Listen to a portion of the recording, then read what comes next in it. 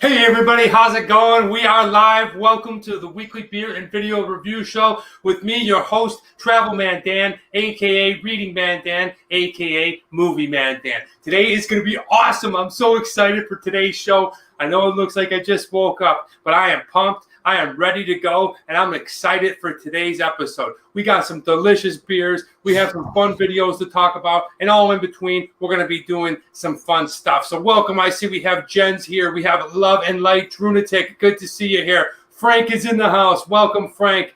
Eaton Schism. Welcome. All right, we have a bunch of people already here. If you guys are new to the show, let me tell you a little bit about what we do here. This is the weekly beer and video show. So what we talk about is, we review two beers. That is the premise of this show. That is what we do best on this show. We have two delicious beers for you today.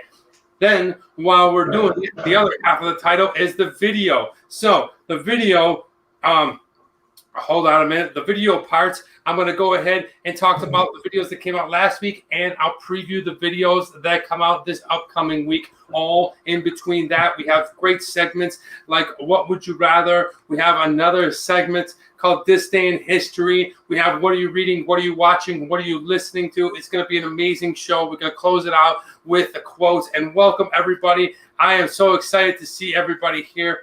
And, if you're a regular and you're showing up here, I want to say thank you so much for being here. I really appreciate this love and support that you guys are providing me and my channel and on this show each and every week. And maybe you're not a huge beer drinker, but the support and love is there. So thank you so much for that. Carlos Z, you're the man. I love it. I absolutely love when you show up. Okay, like I said before, I am going al natural. Look at that wig. All right, that is newscaster hair right there, boy. All right, I'm just rolling into it. I am ready to go. But before I get things really rocking and rolling out here, I want to go ahead and bring in everybody's favorite, ladies and gentlemen, people around the world. Welcome in my partner in crime on the show, the Test Bunny, Big Nate. What's up, Nate? Travel Man Dan. What's going on? Ooh. What's going on, man? How are you?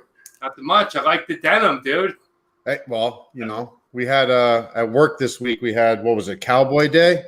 It was Cowboy Day. Yes, so I wore that on Friday, and I figured I would just continue it into Sunday, try something different.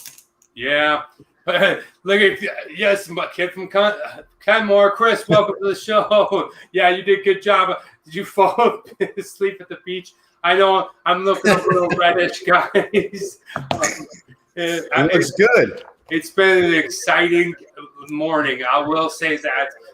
I'm here in the new studio. I'm figuring things out.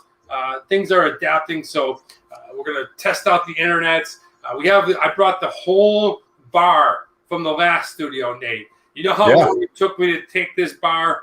A whole week it took me to grab this thing and set it up and rebuild it. But I'm going to be breaking it down at some point and rebuilding it. So I haven't figured out the lighting in this room. So if I look a little reddish, it's just because I got a lot of light shining in. You look tan. Well, I am a little tan. I'm going to step away real quick. Let's see if I can adjust this light. Yeah, I am tan. I've been outdoors a lot. I've been outside. So, you can see how one side of my face is hot red and the other side is darker. But anyway, enough with the production. You're still going to get the great show. Drunatic says, hi, Testy. Sorry. All right. Carlos, Calvin, welcome, everybody. Welcome, Calvin. Good to have you here. Jens is here. Jens, thank you so much. Not hot as hell in Norway. Yeah. Dude, it's hard to believe. Yeah, Nate, it's hard to believe Norway is hot right now, huh? You don't think of that being a hot place. It's about 110 degrees in Vegas today, so I don't know if that competes with Norway. Yeah, I don't know. I don't know what it would be in Celsius, but California, I don't know. It's probably going to be about 95 today. So right away, 42, 43, something like that. Something like that. But that week that I was in Las Vegas, holy hell, that was hot, man. And you had just come off like the week where it was 115 to 120, and even at 110, it was difficult. It was brutal. Yeah. I remember we went to that. that park in Red Rocks, and I was just like, oh my gosh, this is the hottest thing I've ever felt. So it felt like being in an oven. That's what it feels like. yeah. Tommy, welcome to the show. Good to see you here. We have the regulars here. We have 9 people in the room. You know the rules. I have the beer bong. It is over there. So if we get 20 people in the room at the same time, I'll go ahead and do a beer bong, as will the test bunny. So, Mr. Bunny, Nate, are you ready for today's beer? Just so you know, I don't have any beer bong beers available for me, so I'm gonna have to figure out something else to do in lieu of that. Well, you can do shots. All right, you can do shots, or dude. Thank you, Jennifer. We have a new person. Thank you so much, Jennifer. Welcome to the show. She says your show Hi, Jennifer. is awesome. That is great. Like I said before, if you're just hopping on, we're going to go ahead and review beers on this show. We do a bunch of stuff in between. But, Nate, let's go ahead and get into today's first beer. I'm really excited about this beer. Just the can itself, and we'll get into it through the pour. But it's such a cool-looking can. I don't know why. I don't know how to pronounce it. I'll do my very best. It's from Germany. It is called Hacker Pschorr Weaselider. Pschorr. Hacker Pschorr. Hacker Pschorr. Okay, there it is. Pschorr. What are you drinking? Yes, the Hacker Pschorr. He looks like a buddy of ours. Look at that. Well, actually, technically, it would be 2 buddies because they're twins, right? Twins, that's right. Yeah, it looks like the Clark twins, okay? This is a classic unfiltered wheat drink. It is 5.5% alcohol, so just below the Travel Man Dan threshold of 6% being a strong beer. Thank you so much. Welcome, everybody. The official beer bong, yeah. Nate, are you ready for this one? Yeah, it's an interesting brewery. So this thing's been around for a while. This brewery was, I believe, 1417 was the date that this thing opened up. But in the brewer, the Hacker Pschorr name was basically 2 people that got married. Teresa Hacker, and then Joseph Pschorr. They got married 1417, opened a brewery. So It's been around for a long time. Yeah, it's based out of Munich, and it's one of the more popular breweries out of Germany. Well, it's interesting because they only put him out of there, and he's on the other side too. What would have been really cool is if they took Hacker on this side and they put Pschorr, the woman that he married, on this side. The patriarchy, dude. What's that? Nothing. Anyway, what the hell? Let's get into crack it open. Let me go ahead and crack that can. Ooh, this sucker is cold. Oh yeah. Go ahead, snip it. Oh, it smells like a wheat beer. Yeah. I don't know. It smells like like a grain of wheat would smell like. I guess yeast. It's yeasty, bready, malty. Maybe some banana or something like that. Kind of sweet, a little bit. Let's go ahead and take a look at what it looks like. I bet you it's going to be nice and cloudy. Oh, yeah. Yep, it's going to be hazy for sure.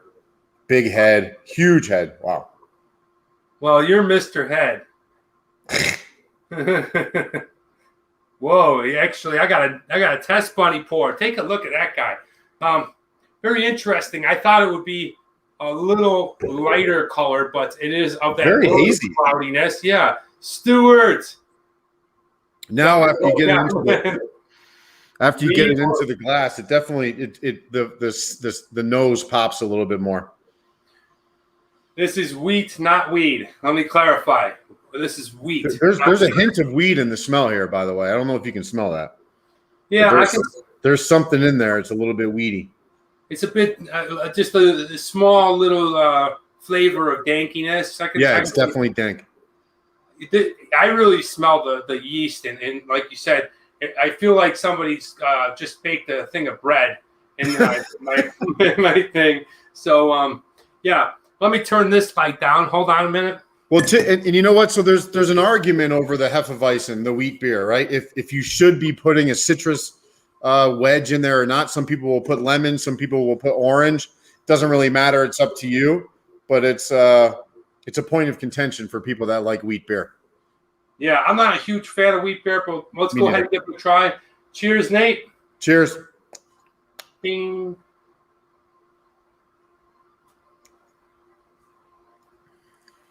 Banana.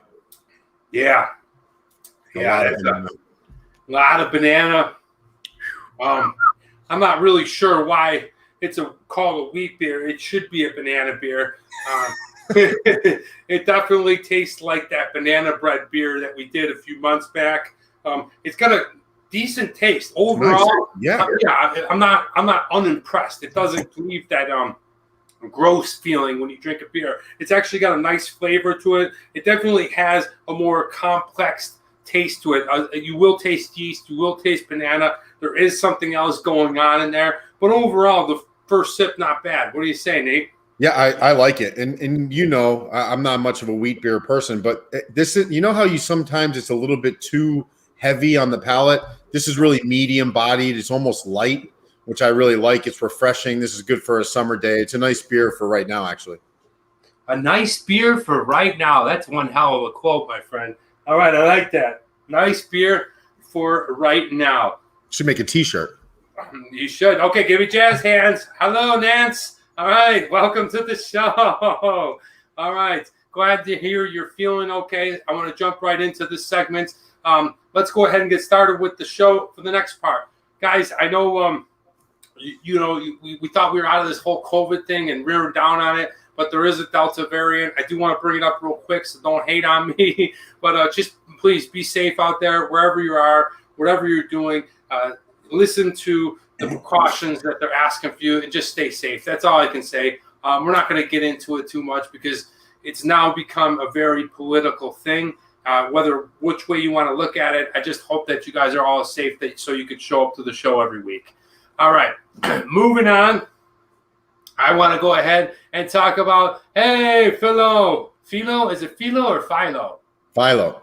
Philo, welcome to the show. It's a breakfast beer. I like that. Oh, a bacon beer. We've yet to review a bacon beer. We got to do a bacon beer for sure. That would be fun. Or we got to make one, TMD. Oh, make your own bacon beer? Try some wheat-infused beers. Carla, that's not a bad idea. You know, TMT doesn't. I don't toke a lot, but I don't toke ever. I'll definitely try a wheat beer. But anyway, moving on. How you guys doing? Hope you're doing well. Today, speaking of the COVID and the whole Delta variant, today is my Uncle Chuck. You guys may have remembered from last year, he passed away from COVID. Today is the celebration of life. So, Big Wheelie, I hope that you're doing well. Cheers to you, Uncle Chuck. Yeah, it's just it's a surreal feeling because our family never really got closure like many other families here in the United States and all around the world. When someone passes from COVID, it's still under these really strict guidelines where you can't go ahead. Yeah, restrictions, and you can't have closure with the family. Yeah. And I just can't stop thinking about my Aunt Candy and his children and my mother and just our entire family. So today in Buffalo, New York, they're having a little celebration for Big Wheelie. Cheers to you, Uncle Chuck. I love you. Yep, I miss you. Yeah. And let's try out this beer. It's a good beer to cheer somebody, Danny. It's really nice. I like this beer. It is. There's almost like a weird kombucha flavor going in. Is that how you say it? Kombucha. Yeah, like that. I know what you mean. There's something. It's highly carbonated. So as soon as it gets onto the palate, you can feel the effervescence of it, and that's kind of a little bit different than I think most wheat beers are like. Yeah, I like the effervescence. I like the bubbly beers. I like when it feels like you're drinking, like almost like a spritzer type thing. Yeah. Frank, I did play my uncle's album last year. Barrow, what's up? Yes, good to have you here, my friend. Always a pleasure to have Barrow in the house. What's up, Barrow? If you're just hopping on, we are drinking the Hacker Pschorr. Look at that. Can't even see through it. It's pretty orange, man. Like the color is yours. Well, bloody hell, mate! I reckon this is the Hacker. And if you like drinking my beer, wait, hold on a minute. I gotta reset. That's Joseph, by the way. That's Joseph. Okay, I always seem to fly into when I start off with British, I end up in Jamaican. Is that what that was? Yeah. Let me tell you. Sounds Scottish. Oh, I can do Scottish good. Bloody hell, mate. How's the beers? Yeah, accents. Do a German one. Do a German one. Oh, yeah, that's right. What am I doing English for? I don't know. I have no idea. What the hell? I was thinking Alex Scott. Okay. Guys, I'm all over the place, and I'll tell you why in a minute. Yeah. You like the beers are very nice. This is an absolute shit. Can we make that a segment? Every single beer we do, you do an impersonation of where that beer's from. I would love that. Absolutely. But this guy is awesome, dude. He is. He is as waspy as it gets. I just like the way his hair looks. I mean, look at his hair. It's like he's got sideburns, but then they also corner out like somewhere down here. They like pop out in the corner, and it's look at this guy's face, dude. It comes down and swings out this way, and it looks British. He looks British, like the guy's face, his hairdo with that bow tie is incredible. Yeah, that bow tie. We're getting into the can, guys, but we're gonna get into it a little bit later. Yeah, that's good. Okay, all right. I like this, making the can talk. Look forward to the Jamaican. Dude, you went British to Jamaican, completely skipped over Bavaria. But we got something. We got my best accent, and that is the Scottish accent. And we're going to be at one point doing the kilt lifter. It's a Scottish beer. Here's the thing about accents. I'm actually not bad at accents, but I need to warm up for a little bit. Don't side-eye me, dude. Don't side-eye me. No, because I got really into it for a while for acting. But the thing is you need to practice, and you need to develop it, and you also need to warm up. And when I mean warm up, like literally 2-3 pages of reading before you actually start. It's just hard to especially because my natural accent of a Buffalo, New York accent is very strong. So you have to switch it, So I don't know. Am I talking shit? But who knows? Hey, it's interesting. I can't wait till next week. Oh, yeah. Yeah, me too. That's the ass from 1450. Frank is killing it today. All right, guys. So as I said before, my face is completely red. I look like a bee. I got fluffy. I look like a wig. This is the natural hair. It's just because I'm now finishing moving, Nate. And if you've ever moved before, let me tell you something about moving. People say, "Oh, it's moving and stuff." It's a 3-part thing. Mm-hmm. It's packing up the place that you're leaving, which usually takes a week or 2, depending on how you are. I wasn't living in a very big place, but I got so much damn bric-a-brac and odd things that it took a while to pack up. Then it's the actual hauling it to the spot, okay? Give me a like if you agree. And then it's unpacking, okay? And Nate, I mean, you got a beautiful house, but you seem like the type of guy that pays somebody to move. Why do I seem like that? I don't know. It's just because you're right. Yeah. If I'm not doing that. But here's the difference. So if you're doing it for a family of 3 or for a single person, there's a completely different ball game. So I need help because I can't have. Yeah. I don't have any help. First of all, I mean, you would think that, but like a family of 3, Anderson's a little pea. He's not even moving. He's got more stuff than I do. Well, that's what you put Cindy to work. And you guys get at it, you know what I mean? But anyway, whatever the case is, that's the whole joy of moving. So I am now moved into my new place. As you can see, studio lighting. We got better internet. We got, but here was the thing that really, really pissed me off. Here we go.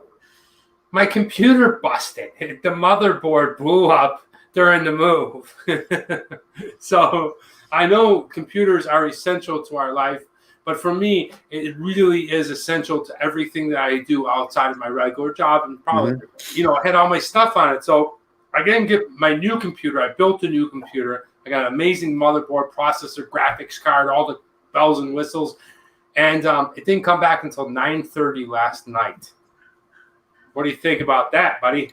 It seems like you had just a couple of hours to get this thing figured out. But on the flip side of that, you now have more space. So now you get through this part of it, everything's going to be a lot smoother.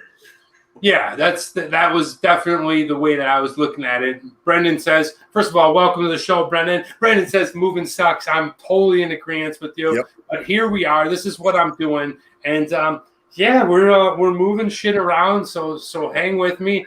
It's all good, Drunatic. I got it all fixed. I'm all ready to go. But that attributes to the disheveled look. All right, dude. And yeah. Still showed up. And cheers, Nate. But it's a big can, by the way. How many ounces in this thing? Is it 16 or is it more? It is a big can. But one of the things I wanted to hop into, as long as we're talking on the subject of shutdown for a little and a broken computer and moving, that is why you haven't seen a regular Travel Man Dan video the last 3 weeks now. Yeah, 3 weeks I haven't put up. So stay tuned. This upcoming Friday will be amazing. It's going to be a lot of fun. It's a video that I shot in Las Vegas with Nate. It was really fun, Nate, and that is the Pinball Hall. Oh, yeah, that was cool. Yeah, did you enjoy that place? Yeah, I did. It's and they, their previous location was right around the corner from my house. Now they're on the Strip, and they got this huge museum kind of deal, and that was a lot of fun, taking me back to my childhood and before that. It was just interesting to see all the different ones throughout the history of pinball machines. It's cool. You should definitely check out the video. Yeah, definitely. Like I'm so excited to show it off, play the games, and show off. Like Nate said, this 25,000 square foot building with over 100 games from the 60s, 70s, during the pinball heyday of the 80s. I mean, it's just really epic. So stay tuned. That's going to be this upcoming week's video. It's the Pinball Hall of Fame in Las Vegas, Nevada, and then we'll be back on our 3 video cycle where it goes. Travel Man Dan, Food Friday, and then Reading Man Dan. And we're going to be spitting out a lot of fun stuff for the rest of the summer. Brendan says, need a full video of accents from around. Hell yeah. Oh, that's good. That is good. You just talk about, you do the same thing through different accents. That would be cool. And this is what for Movie Man Dan. That's a great idea, Brendan. I'm gonna put that in the works. For Movie Man Dan, what I'll do is I'll dress up for each character, and then I'll just mash into the next one. Wow. So, hey, how you doing, man? The other day I was in New York. I go get a pizza, and bloody hell, Mike. And just let it roll into it and dress up each time. So yeah. Well, let's see. Jennifer says I'm German and it's stinky beer, but I will get you messed up. Yes. For sure. But it's designed to drink a lot of it.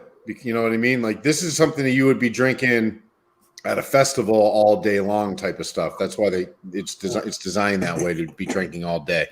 I don't know, man. I don't know if I'd want to be drinking wheat beer all day. No, man. That for me. This one's pretty light though. It doesn't taste like it doesn't taste like a Blue Moon or anything like that. That is true. It is a bit light. Okay. I was definitely thinking it was going to be a lot stronger, but something about wheat beer and the old stomach intestines,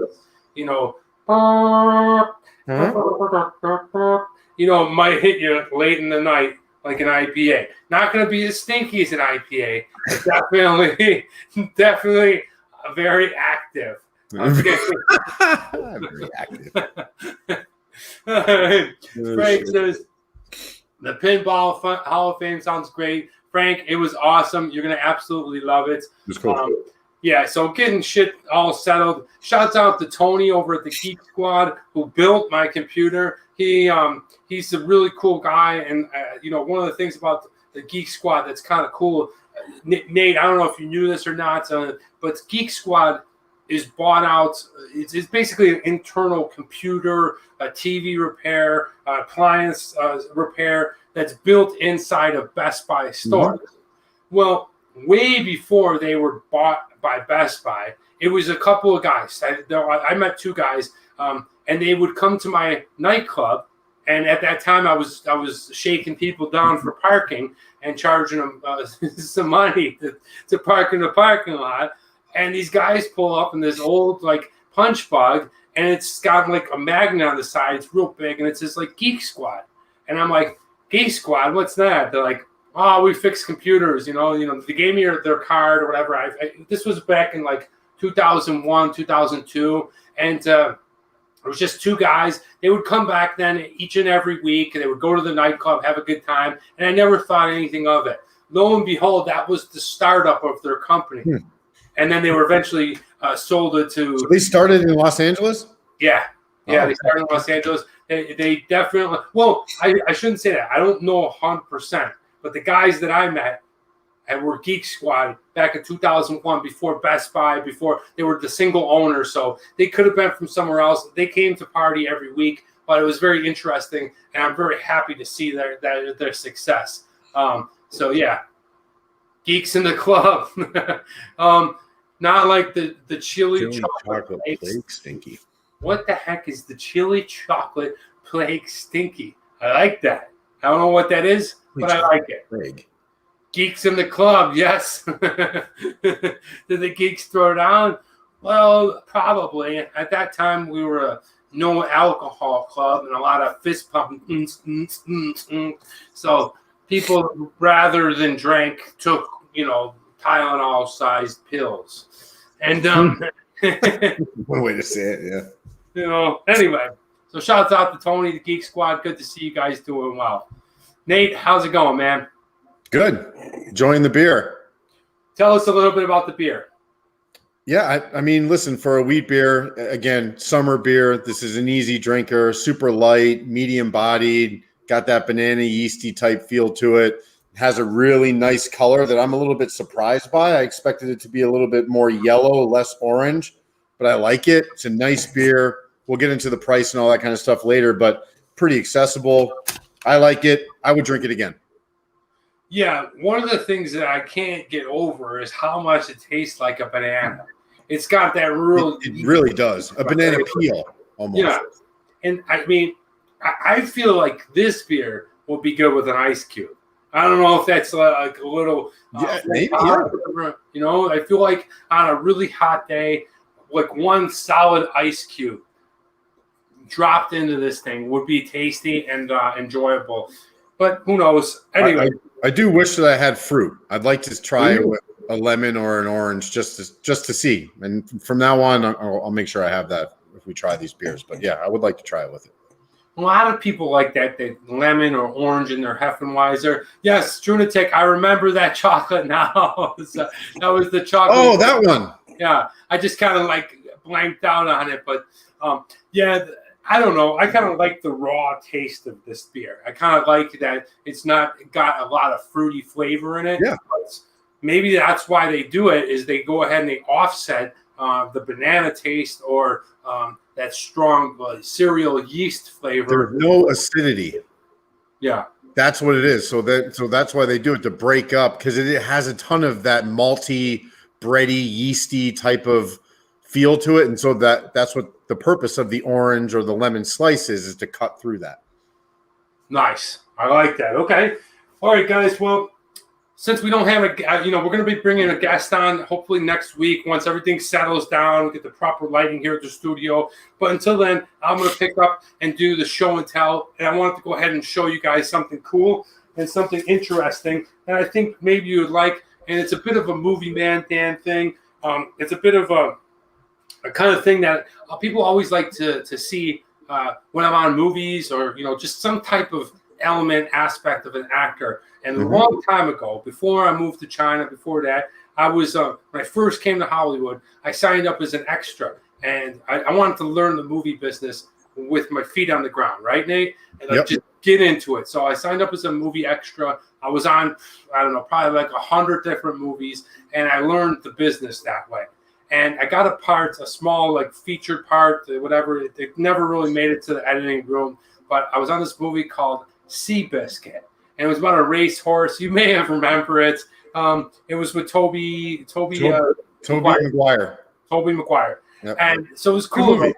It was a great movie. Really good movie. Yeah. Really good. The horse movies are really good. Like War Horse was good, Yep. and Seabiscuit was a lot of fun. But I was like a high roller, and this was back in the late 20s or 30s, somewhere in there. And I was a high roller, and so I always take something from the set. You're not supposed to, but I take a minimal prop or whatever because the prop master will try to find you. But I wanted to show you guys. This is what I took from the movie Seabiscuit, and it's an old pack of Palumbo cigars. Palumbo cigars. Right, extra long, extra value. This was actually a movie prop where I was a high roller down in like the bottom part. We shot it at Santa Anita, and I was like, that's cool. Yeah, it was. I was wearing this like 1930 suit, and like they're real cigars. Oh, they're still in there. Oh yeah, dude, they're really in there. Look at these. Were they look like they were hand rolled.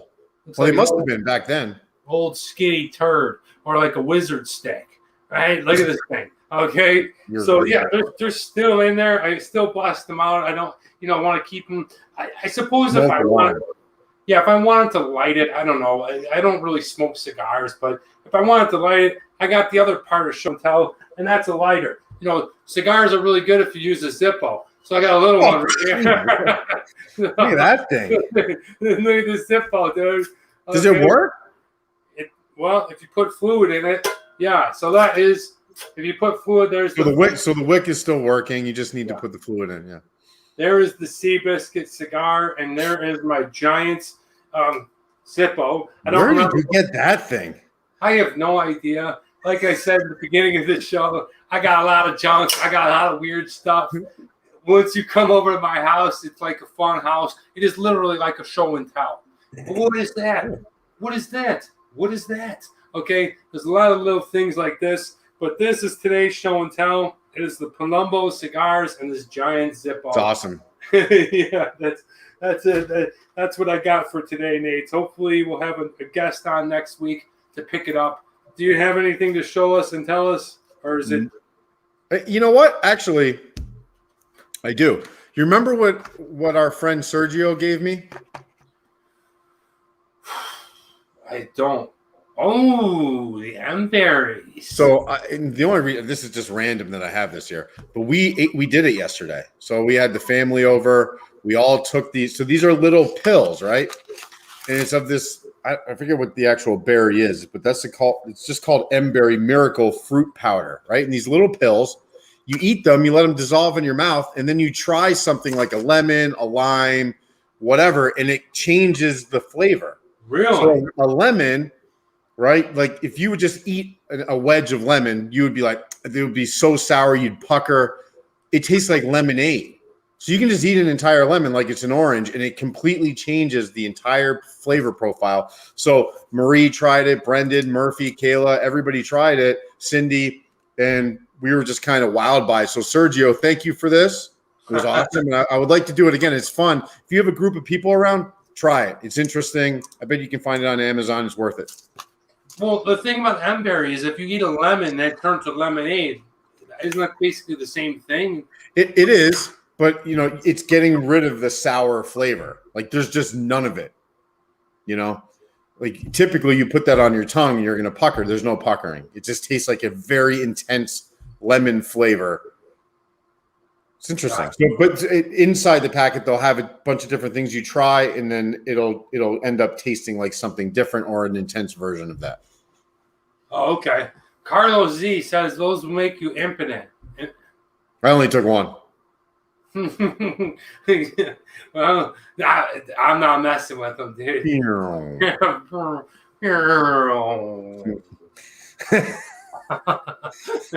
I'm going down. Okay, anyway, getting a little wacky, guys. I don't know if you meant the cigars or the M-berries, but that's pretty cool, Nate. Thanks for sharing that with us. This is what we're drinking. Das ist der Haken Feuchenfleiten Wiesler. Weiss beer. Weiss meaning wheat, right? It's really, it's all good, Carlos. We love you, man. I think it's got a really good flavor to it. Although it is 5.5%, I can feel some type of strength in this beer. Me too. It's stronger than 5.5%. I can feel a little buzzed, and I'm It's actually a bigger can though. So I mean, it is. If you're getting through it, you're getting through it. 16 ounces, 16.9 ounces is this can. 16. Okay, so it's like a beer and a half. No, it's a beer in the 16th. Regular beer is 12 ounces. Oh, all right. Sorry. Well, a pint is 16 ounces. Regular beer, right? Tomato. You know, You brought it full circle today. Guys, who actually says tomato? I've never heard it before. Danny knows a few people that have said tomato. I don't. That is a farce. Hey, guys. It's time for my favorite episode, my favorite segment. What would you rather? Are you ready, Nate? Let's do it. What would you rather? I'm so excited. Today is going to be awesome. We have really fun questions to ask. Okay. Jonathan's laughing. Tomato. All right. Let's get into what would you rather. All right. The first one, and this one is, well, I had to change it. So we're gonna stick with the whole theme. All right. Nate doesn't know how to read pictures, so we have to change a bunch of things. But we're just rolling with it anyway, guys. Where would you rather go? Okay, I'm going to give you a plane ticket. You can go to either one of these cities. Both are very fun. Both are very exciting. I've been to both. Would you rather go to Berlin, Germany? Okay, and maybe you can meet up with hacker Pschorr Weisler and the brewery. In Munich, by the way. Berlin is awesome. Berlin is just, I got nothing bad to say about Berlin. I had a fantastic time there. It's just an amazing city. East Berlin is very different than West Berlin, but it's still, both are great. Both have a lot of things to offer. There's tons of museums. There's exciting food to visit, tryouts, all the delicious schnitzels and things like that. The 39 currywurst is a very popular thing in Berlin. Or would you rather go to New Orleans? New Orleans, Louisiana. Okay. Where are you going to go, guys? I mean, you want to go to Mardi Gras? You want to get on one of those weird airboats that are flying through the bayou? Oh, that would be cool. You know, there's tons of historic places in New Orleans. And one of the things I really like about New Orleans is the architecture. It's a bit of old French style, and then it has this great, amazing Spanish trees, and they have this moss that hangs over them. And if you've ever been to Tulane University, it's one of the most beautiful places, best campuses. New Orleans is just a good-looking city, right? You know, I mean, so you see so many different cities, and they got their own style because of the architecture, because of the weather, and because of where they are. But New Orleans is one of the most beautiful cities. And, of course, Mardi Gras, the party, the fun of it, it's just unbelievable. How did Frank get no reply? So where would you rather go? It's a tough one. But ultimately, I had one of the best times I've ever had in Berlin. So one of the things I would love to do is go back and explore the city a little bit more. And, you know, all the historic things, the museums, the monuments, and then that it's around a bicycle. You can ride your bike everywhere. It's very European. I loved it. For me, it's Berlin. Nate, what about you? Yeah, it's not really even a contest for me. I'm definitely going to Berlin. I can go to New Orleans anytime I want. Being an American, that's why it's more appealing. I'm obviously always going to choose, you know, a world-renowned city like Berlin versus New Orleans. Yeah, Berlin. Well, I mean, New Orleans is freak undercover, Danny. That's awesome. Yeah, he's probably at work right now. Yeah, they both have a great atmosphere to visit, and I hope that you get a chance to go visit it. But Berlin is amazing. Question number 2. Okay, we're going with movies. All right, movie time. What movie would you rather see? Okay. Not just at your home. I'm talking like on a big screen, lots of people. It's a very big movie theater, maybe a historic movie theater like the Riviera or the Grauman's. But which movie would you rather see? The movie from 1965, The Sound of Music. Okay, classic movie, great movie, right? Or would you rather go to 1939 and see Gone with the Wind? Wow, tough call right there. I mean, both have a lot to offer. You have the Austrian mountainside, and it's a bit of a musical, and it's a little, I don't know, it's a little too fancy for me. A little fancy fingers. I don't really care for musicals that much. I don't know. It was a good movie, but Gone with the Wind is just amazing. It's got that epic character in the lead role, and it's just the wars going on, and I love how it's the man and woman relationship and the love that is forging throughout the years. It's just a great movie. I haven't seen either of them in quite a while. Yeah, me too. Maybe I'll go back and watch them. I can't iterate on it too much. I know they're classic movies. They're probably in the top 10 movies to see, but both are good. But for me, Gone with the Wind. Nate, what about you? Yeah, Gone with the Wind. Not a big fan of musicals. I don't need to watch it again for Sound of Music. So I'll go back to that. Not interested, huh? No, it's not that I'm not interested, but compared to Gone with the Wind to me is more my sweet spot. Nice. Hey, by the way, want to say hi to Have Trolling. Good to have you here. Welcome to the What's show. up, Have Trolling? We'll have to go later, I think. Okay. Next one. Now we're going to go with food. Now, Calvin from Minnesota alluded to he would go to New Orleans because of the food. And, well, Jambalaya.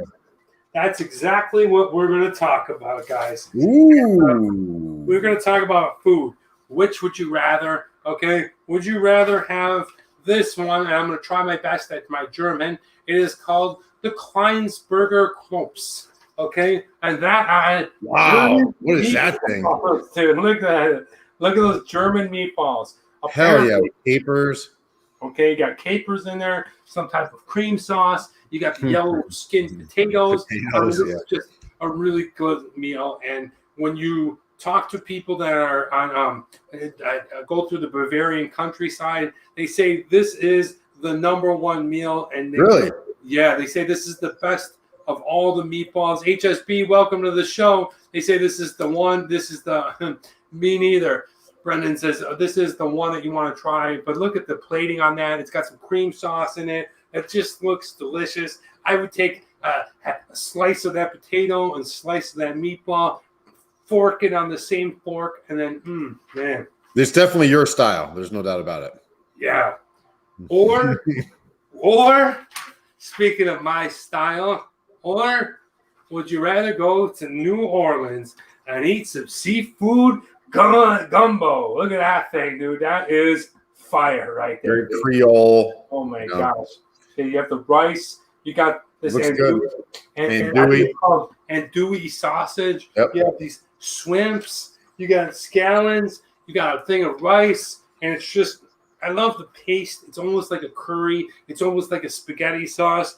To be honest with you, I don't know if I've ever said this on live TV, but I'll go ahead and say it right now. Ooh. Gumbo is one of my favorite foods that I don't eat it a lot for two reasons. You have to know where you're going and when you're going afterwards for a few hours. And it's just not, it's hard to find really accessible, yeah. Gumbo. It's really hard.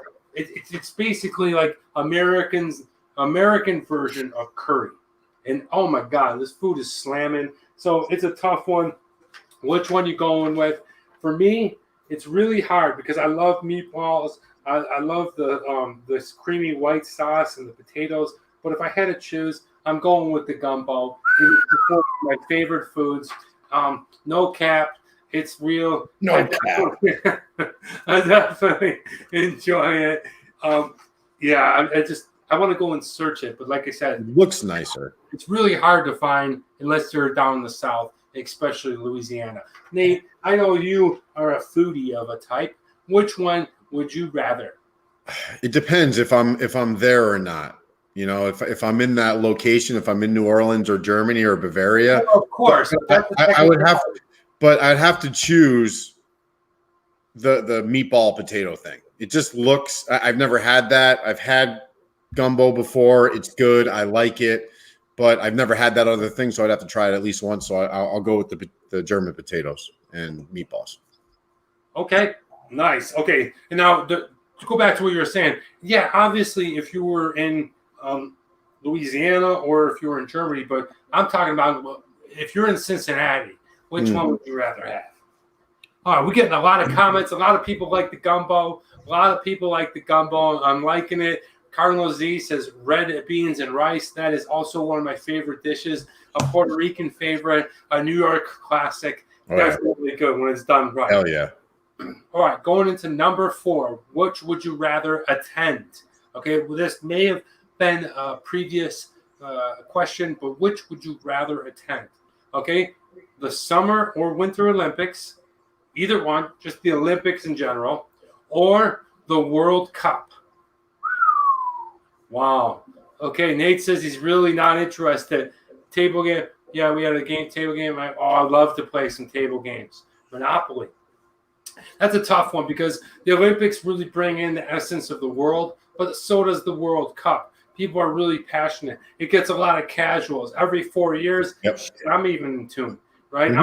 I'm actually interested to see who wins, and I love the passion of the fans in World Cup soccer. You don't really see that as much in the Olympics, but I like the pride that the Olympics holds. I like when people achieve their dream and for their country, and they're able to stand on that podium and be proud for their country. I really like that. That's an epic time. And you never know when you're going to see people breaking world records. But if I had to choose one, I would probably attend the World Cup. I'm more of a party guy. I think it'll be really interesting to go and see, actually. And I would love to actually maybe see the one coming up in Qatar. Nate, what about you? Yeah, I mean, it's definitely the World Cup. I'm not really interested in the Olympics at all. Not really even any of the sports. Yeah, I would do the World Cup. I think the scene would be a lot more fun. Yeah, that's what I'm getting at, is the scene of the World Cup. For sure. A lot of fun. But you never know. Never been to either of them. I would like to go see the Winter Olympics one day somewhere. I know the next one is in China. Maybe that will be the next time I visit China. Where in China? It's up in the north. Like Harbin area, somewhere around there? Heilongjiang or something like that. World Cup says Carlos Z. Neither says Trunatic. World Cup. Okay. Previous years I would have said Olympics. Too much money. Yeah, especially the weird thing with the Olympics this year is like, I don't know. It's just really become this kind of like political and social platform for athletes to go ahead and I don't know. It's just, I guess it's always been that way. But now it's a little more prevalent, and you see it more because it's all over social media. And like Nate says, the environment of the World Cup is probably unmatched like anywhere in the world. Okay, everyone is into the same thing in the World Cup. Yeah, that's a good point, Carlos. That's a really good point. Everybody's focused on the matches at hand, not how many different sports are in the Olympics. Giving which Olympics? There's 50. Oh, yeah. You could be in it for basketball when your USA loses. And then you're like, I'm not really into that. I'm into bicycling. But then the other person is into swimming. That's an excellent point, Carlos. Everybody's into the same thing. Well, and for the World Cup, regardless of who advances, the entire world's still watching those two advance, and they choose who they want to win. You know what I mean? It's not medal counting, which is a different thing. Yeah. And the thing about the World Cup, too, is like you often find yourself rooting for like a different country and stuff like that, which I think is cool, man. Yeah, me too. I think it's really neat. Different cities will be fun, flying all around. That is point. Watching skateboarding at the Olympics. Exactly. Okay. A lot of people don't care about that stuff. Curling. Okay. Yes, have trolling fun everywhere. I'm getting through these. Hey, arrows and some fellows. Thank you very much. Well, like I said, the hair is a little ruffled today. Okay. I didn't do anything. This is what you get. I'm in the midst of moving, but I still showed up. But thanks for the nice comment. Good to see you here. Ab Trolling says, funny Carlos. All right. Bad name is talking. Anyway, I don't know how we got sidetracked, but let's get into the next one. And the next one is a callback. One of the original What Would You Rathers. One of the What Would You Rathers that I brought out way back from the early days at the Griffith Observatory. And Nate, you're not going to want to miss this one. This one is we brought this one up maybe the very first What Would You Rather we ever did. But here we go. Which would you rather? Would you rather have a penis for a nose or your chin is balls? So here you go. You got a penis for a nose, and just if you're wondering, the restrictions and kind of qualifications, yes, it goes up and down. Okay. When you talk? It doesn't go when you talk, but like, say if hey, how are you today? If you get stimulated, it goes way up. Oh, you know what I mean? But it's on the front of your nose. It's pointed right at it. It's looking at people as you're talking. So you imagine, you know what I mean? Or you got two balls, and as you get older, they get lower, right? And they're swinging around. They're moving around. Sometimes even they get loose and they're like really moving around. Dude, what are you doing? What kind of experiences have you had? What's going on? I just hear it from old guys at the gym. Wow. All right, so that is hi Arrows. Welcome. Arrows is a very good what?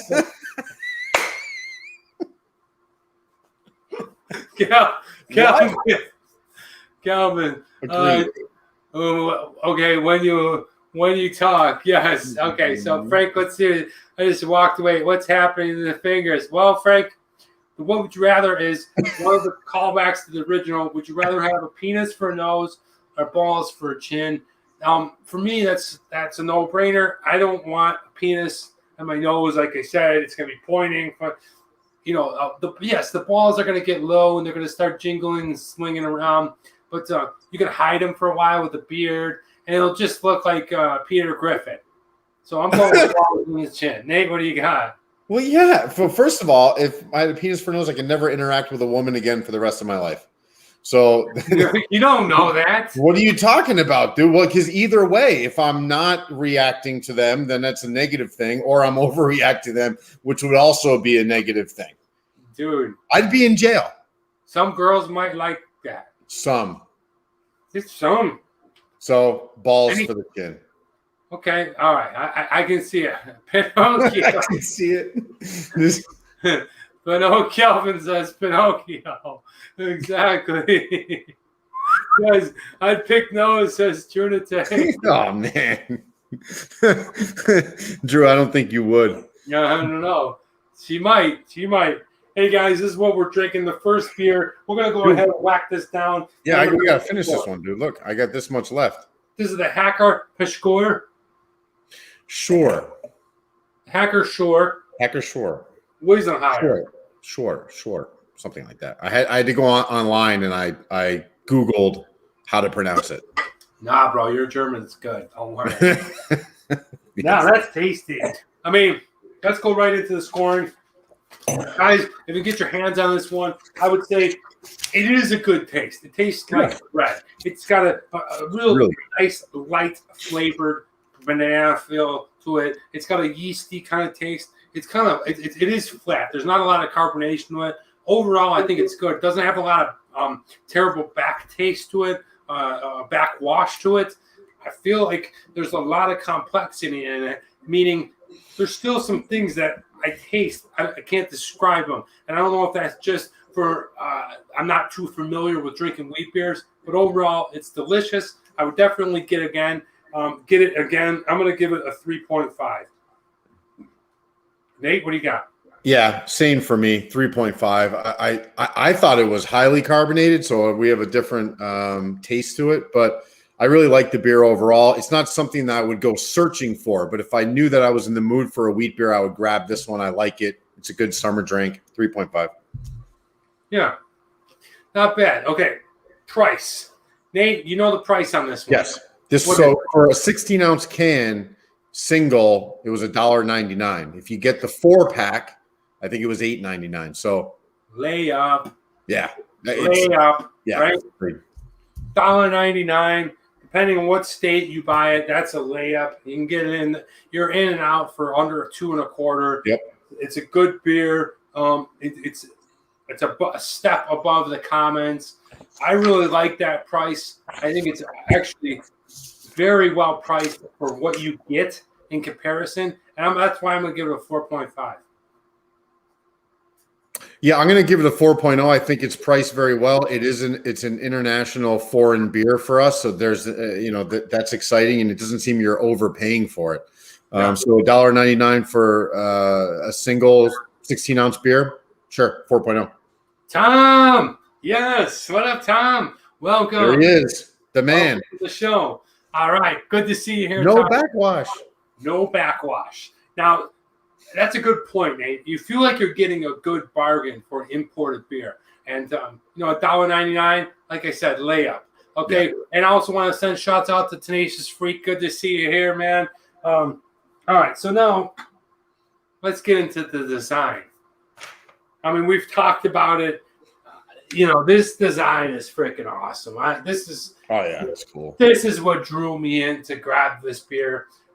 There's some other little things that are going on. If you look closely at the can, it's got diamond shapes going on. The two axes, and it says 1417. I don't know if you guys can read that. That's pretty cool. Nice little touch. Nate had alluded to that earlier. But when I look at this,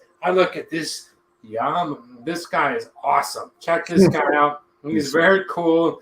He's very stern. He looks like an old professor or teacher. And I guess that's German royalty. I love this can. I love that it says brewed in Germany. So they put their patriotism, they put their pride in their beer. It tells you how much it is, and you don't have to go searching for it. It leaves a very clear definition of what's going on with this beer. I think it's just an overall great can. I'm not going to give it the highest score, but I'm going to give it a good score of a 4.5 because of this dude right here. Yeah, it's awesome. Nate, what do you got?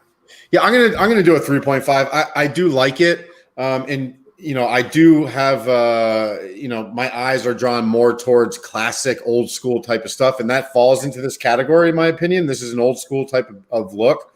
But it's not anything overly special. I do like the guy. I love that it looks like he got socked in the left eye there, but I like it. 3.5. Frank says, I think you should write a script and play that guy. For sure. That would be fun. That would be fun. All right, accessibility. The fact that we found it at Total Wine was pretty good. I don't know how much you're going to be able to find it around the world. I don't know about Europe. I don't know if you'll be able to find it easily.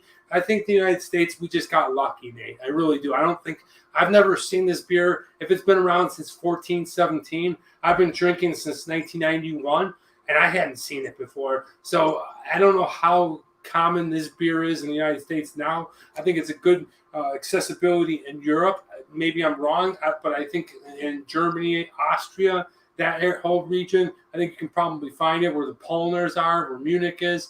But overall, I don't think you're going to be able to find it in Africa, Asia, or South America. And unfortunately, I'm going to give it a 2.5.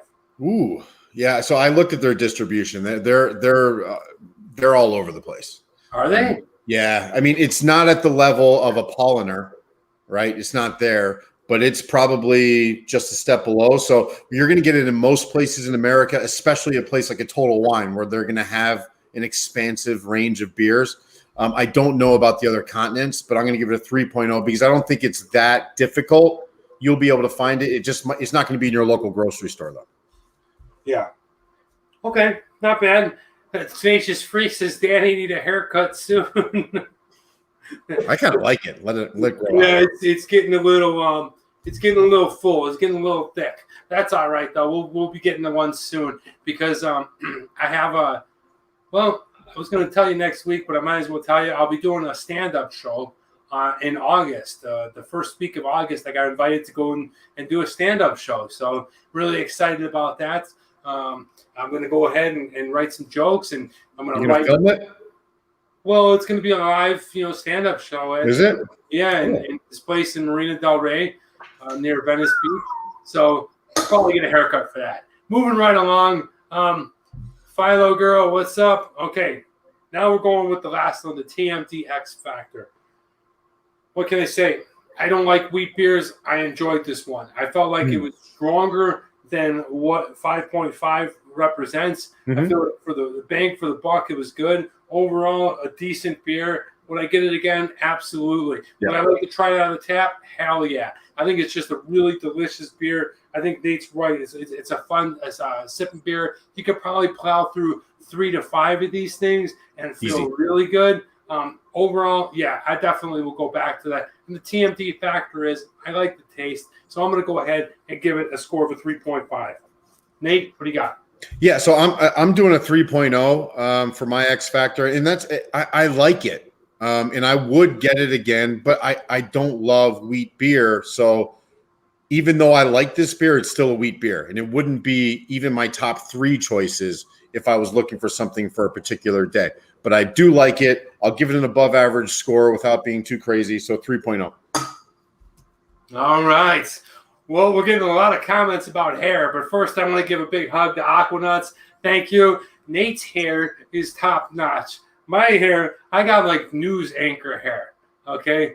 And how's the jawline? Jawline's good, man. I got a banana jaw, moon jaw. It's all good. Let's go ahead and total up the scores. And I'll what do you got? All right.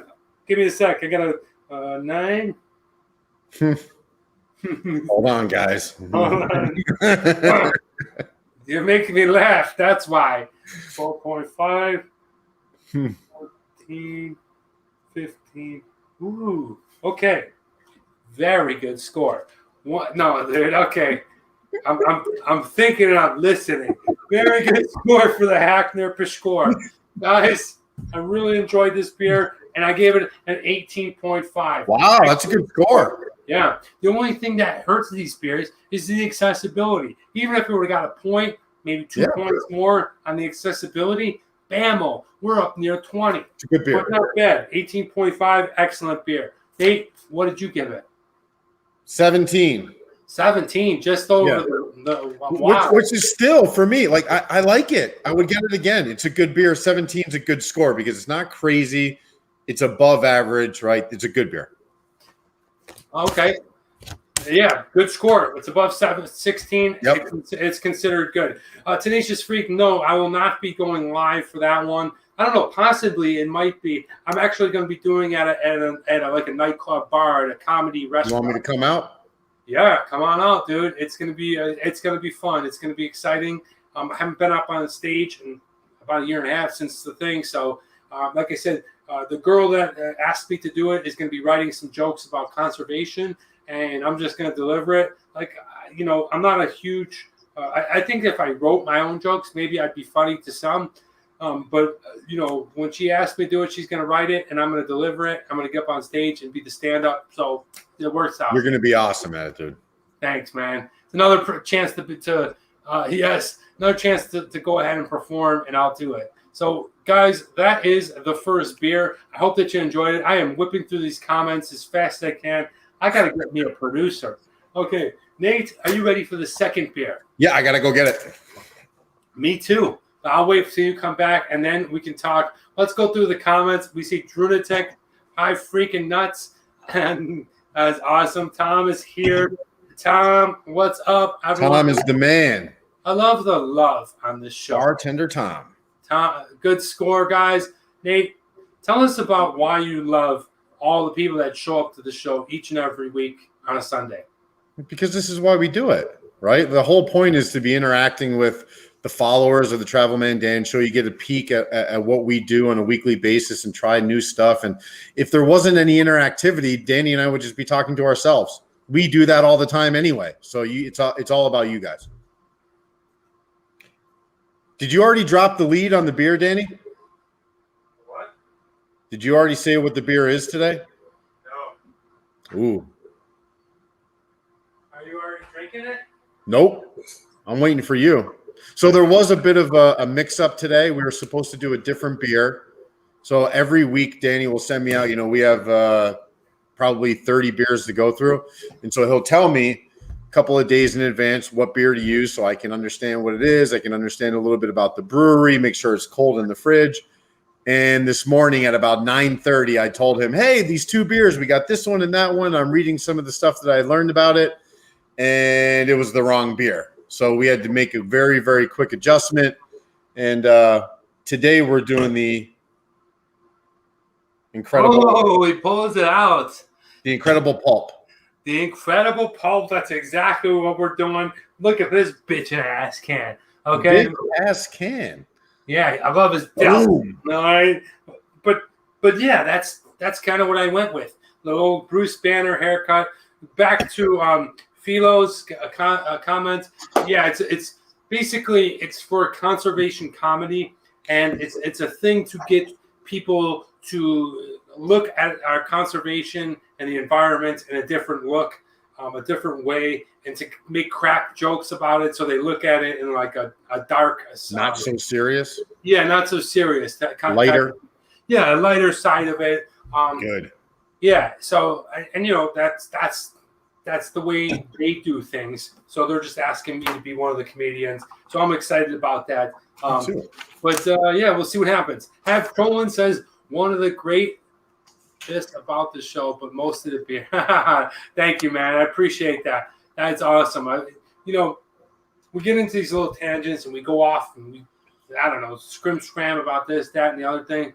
But the fact that you are able to find some value in something in this show has made me so happy and has really given me something to look forward to each and every week. Because back when I started this thing and Barrow, Tenacious Freak, and Greg Z were the only 3 watching, I just kept showing up and talking about beer. Now it's evolved into this other thing, and more people are getting involved, and we're only going to get bigger and better. Nate was only part of this now for what, about 3 months, 4 months maybe? Rich, yeah. So thanks a lot, guys. Let's get into this incredible Pulp Blood Orange Extra Pale Ale from Boneyard Brewery. Up in Bend, Oregon. So they started back in 2010. They got a ton of beer. I was shocked. I was on their website today. And if you go through their beer list, I mean, there's probably 150 different types of beer. Oh, so yeah, they started just about 11 years ago, and this is their IPA. This is an American Pale Ale, which is different from the Indian Pale Ale. So, typically it's kind of a little bit lower of an ABV. This one's at 6%, but I'm excited about this. Guys, I love this. Allow me to do a little reading, man, Dan. Boom. On the back of the can, it says this: "Let it be known, Incredible Pulp is the result of experimenting with a perfectly balanced extra pale ale built upon a Pilsner malt platform. I like that. From there, the calm subsides, replaced with a range of blood orange puree for an in-your-face citrus explosion aroma and taste. Don't let the pulp overwhelm your judgment." The incredible Pulp. Dude, what the hell is going on here? I like it. Hope I'm not going to trash the place. I just moved in. All right, let's go ahead and pour this first one. I'm getting a little slight scent of orange. We are at 16 people. There's a lot of orange, almost grapefruit. 16 people, Nathan. Let's go. We need 4 more. 4 more and beer bong. Okay, let's go ahead and check this. Really nice. I'm doing this one in a tulip. Oh, wow. It's way lighter than an IPA would be in color. Look how golden that is. Yeah, but don't let this guy fool you. Some of those lighter beers, like this one, will definitely pack a punch and have a bit of a wallop to them. Let's take a look. So this one registers as a strong beer at 6%. I like the color. Wow. Okay. The first thing I noticed, Nate, is there's like pieces of fragments of things floating around in this beer. A little bit. Some sediment. I don't know what it is, but I got straight up chunks. Yeah, so that's the pulp. That's what they're talking about, is that there's going to be more pulp in this and to look out for it within the beer. So yeah, I see it too. It's very fine. You got to look for it. Another thing I see when I look at this beer is, dude, it's like Yellowstone, man. I have a geyser rushing to the top of this beer, just like overwhelming amount of carbonation popping to the top of this thing. All right, we got to get an accent. Oh yeah, you guys see that? Look at that! Look at the sediment floating around. Frank wants an accent, but they can.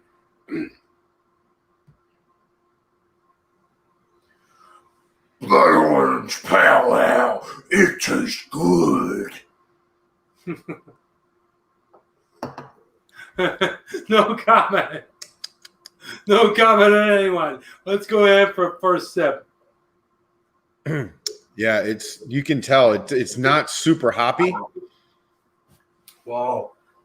The IBV on this the IBU is 40, so it's not going to be really intense hop forward, but it's there, but it's balanced. That's the whole thing. It's like a Pilsner that has a little bit of hops to it at the end. My first sip was not good, to be honest with you. You don't like that? Well, actually, very juicy. Very juicy. Very juicy. It's very fragrant. And yep. I don't want to say flowery, but it's definitely very citric-y. One thing that the first part of the taste, the first part of the sip, was a lot different than when you actually swallow the beer, if that makes any sense. Well, the front of your palate, you're getting as soon as you taste it. Yeah, like it's piney on the front of the palate, right? You got the citrus, the juiciness pops right away. But then as you swallow it, it does. I see what you're saying. I see what you mean. No, I taste like some weird. It almost tastes like, when you leave the towel from washing dishes and it's still wet. I get a weird kind of smell of that. I'm getting a rank flavor. There's dankness to this for sure. Well, back to Philo's comment. It is comedy. That's just the way they do it. They do it a little bit different. But yeah, there's a weird taste to it. The Incredible might have a backwash. It definitely does. There you go. There's some laughs. How did you get the pulp in the beer? It's okay. I'm not really loving this beer. Nate, can you tell us a little bit about the brewery? Yeah, so they're from Bend, Oregon. It's a really small little town in Oregon, right? Boneyard beer, a lot of beer in their arsenal. Distribution-wise, they're really going to stay on the West Coast and in the Pacific Northwest. I looked in New York City, nada. I looked in Chicago, nada. So they have it down here in Las Vegas. The distribution isn't huge, but this is one of their more high-profile beers. I don't know if that's a good or a bad thing, Danny. It doesn't seem you like it, but it's interesting. And I think as a brewery, they're probably on the up. They're on the up and coming since they've only been around since 2010. You might hear more from them in the next 5 years. Yeah, I don't know, man. The beer doesn't really strike me as being delicious. It definitely strikes me as being different. When I took the first sip, I didn't know what I was tasting.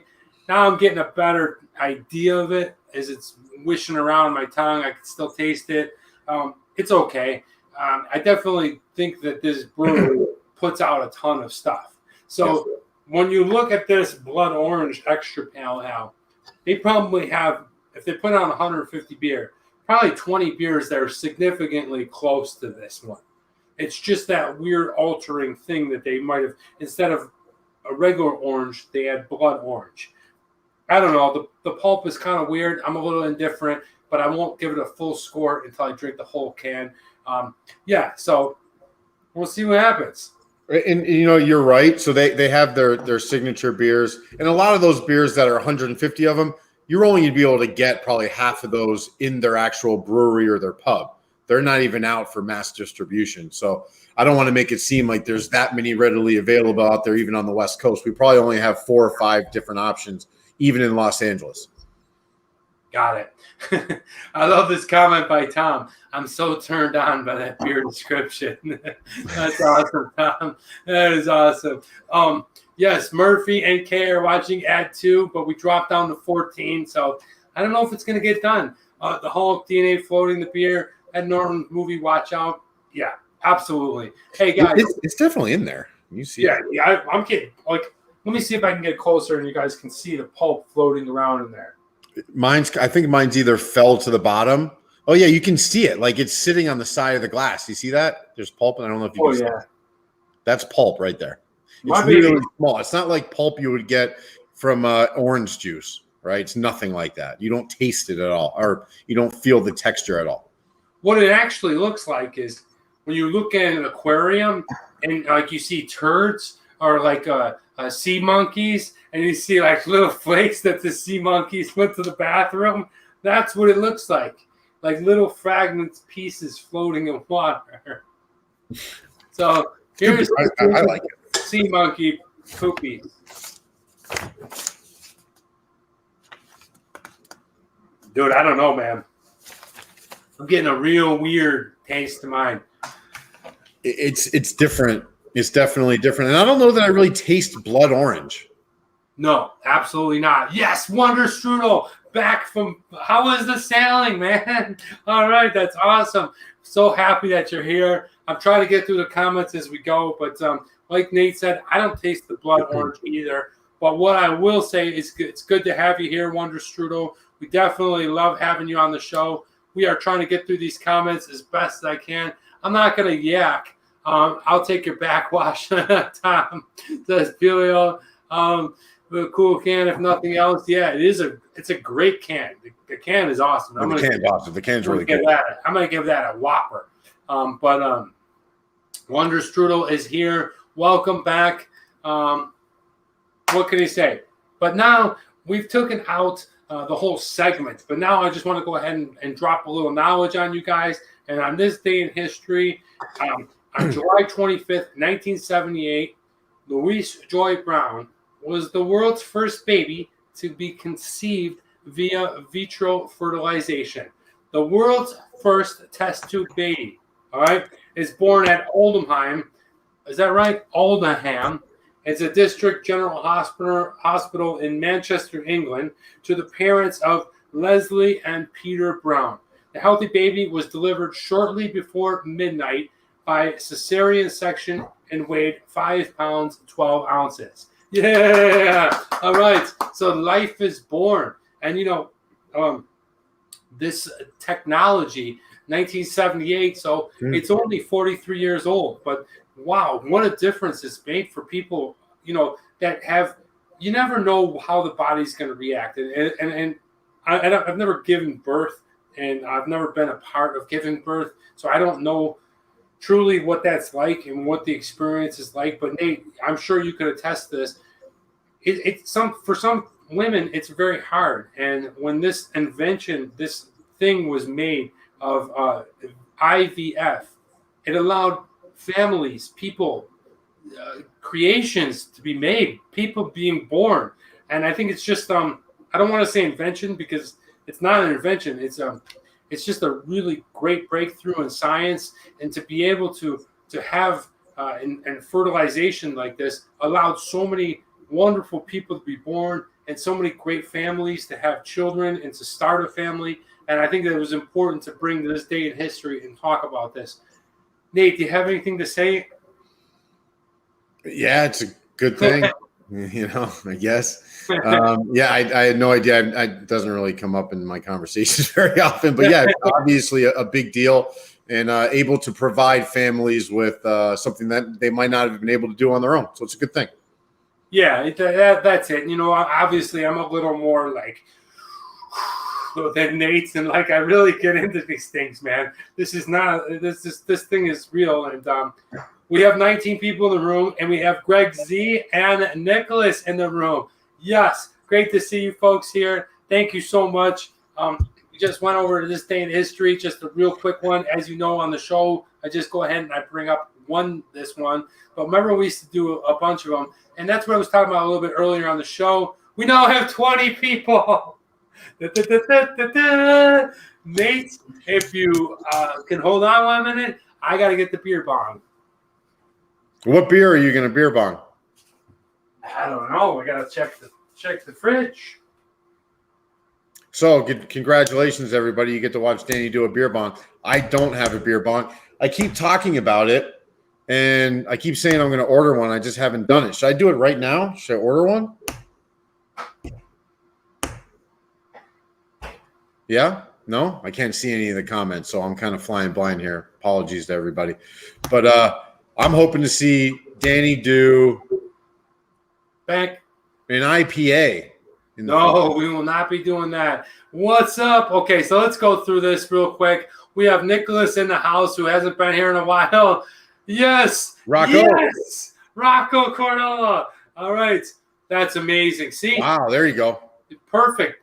That is a perfect. So on this day in history, Rocco was the very first in vitro in 1978. And, I know Joey and Dale, and they're wonderful kids. And, that's what I was trying to tell you is like, it's not an invention. It's a breakthrough in science that's enabled people to create these beautiful people and families. And it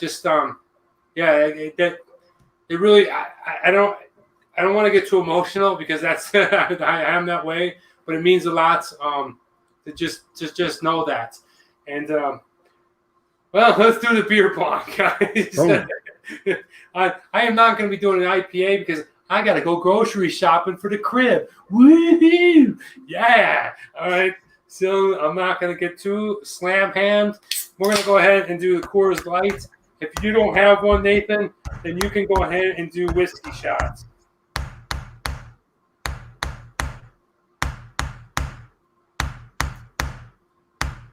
What are you doing? I'm trying to get you to do it. What are you doing? Tapping at background noise. You remind me of that TikTok guy. What's he do? We'll talk about it after the show. It's very political, and you won't like it. Oh, really? All right. Probably Have not. trolling. All right. Rocco says it will do it all over again. Yes, they are. And please give them my best. And tell Joey and Dale I said hello, and I hope they're feeling good. I was able to hang out with Joey real quick yesterday. But, guys, here it is. This is the beer pong. And this is for 20 people being in the room at the same time. Nate, I hope you better have a shot, man. I don't. Yes, you do. There's plenty of liquor in your cabinet, and I know there is. I've been to your house. All right, so let's go real quick. Let's run down these comments. Hi, Nuts. Okay, Greg Z, I'm so happy that you're here. How do we count people here? Guys, I want to tell you, Greg Z is here. If you don't know Greg Z, Tenacious Freak, Barrow, and Greg Z were the first three people to watch me in the very beginning when I had nobody watching me. So thank you so much, guys. I really appreciate the support, the continued support. We're going to continue to grow. We're going to continue to get better. I'm in the new studio now. It is awesome. Wow, we got a ton of comments to get here. Nate, are you back? Dan. Oh, I like that. Tom. Guys, I'm trying to get through this thing. So I'm doing this. Why? I don't know. All right. I mean, Nate, put your amp. Ginta, welcome. So Amazon Ginta's here, and Ginta is from Latvia. Let me go ahead and whack this down, and I'll tell you my Latvia story. So cheers. Come back.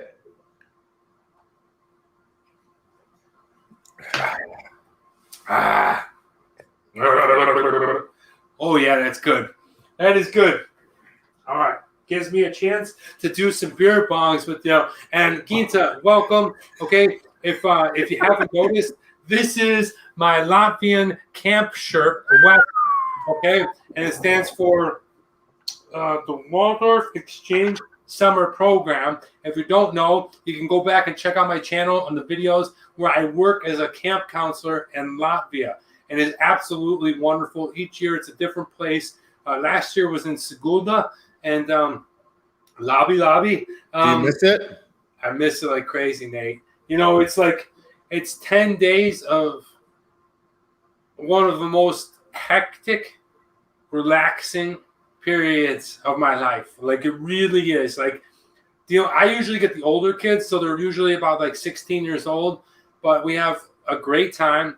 One of my favorite people in the world is out there. His name is Giannis, and Leva is the camp counselor. She's a friend of mine that I met in China. Mm-hmm. It's just you met Leva. I mean, yep. Latvia for me it's just amazing. You walk in the forest and there's berries everywhere. The people are very kind. It's got a weird mix of like Latvian progressive and Soviet, and most of the place, like I think like 70% of it is forest, which is my favorite. 70% of the country? Yeah.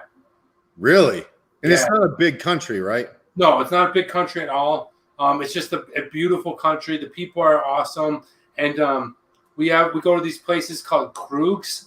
Am I saying that right? Krugs, and they're basically like buffets, but you kind of like walk through with your tray, and then you pick what you want, and then and then I love the beetroot soup and the cabbage. And it's just, listen, I know a lot of people. Latvia is not on your radar.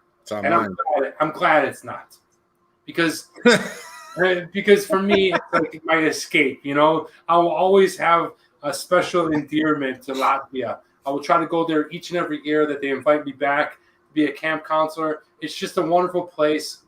What's their beer? Because have you done a Latvian beer on the show? I have, yeah. I did it from the Hilton above the main river there in my hotel room.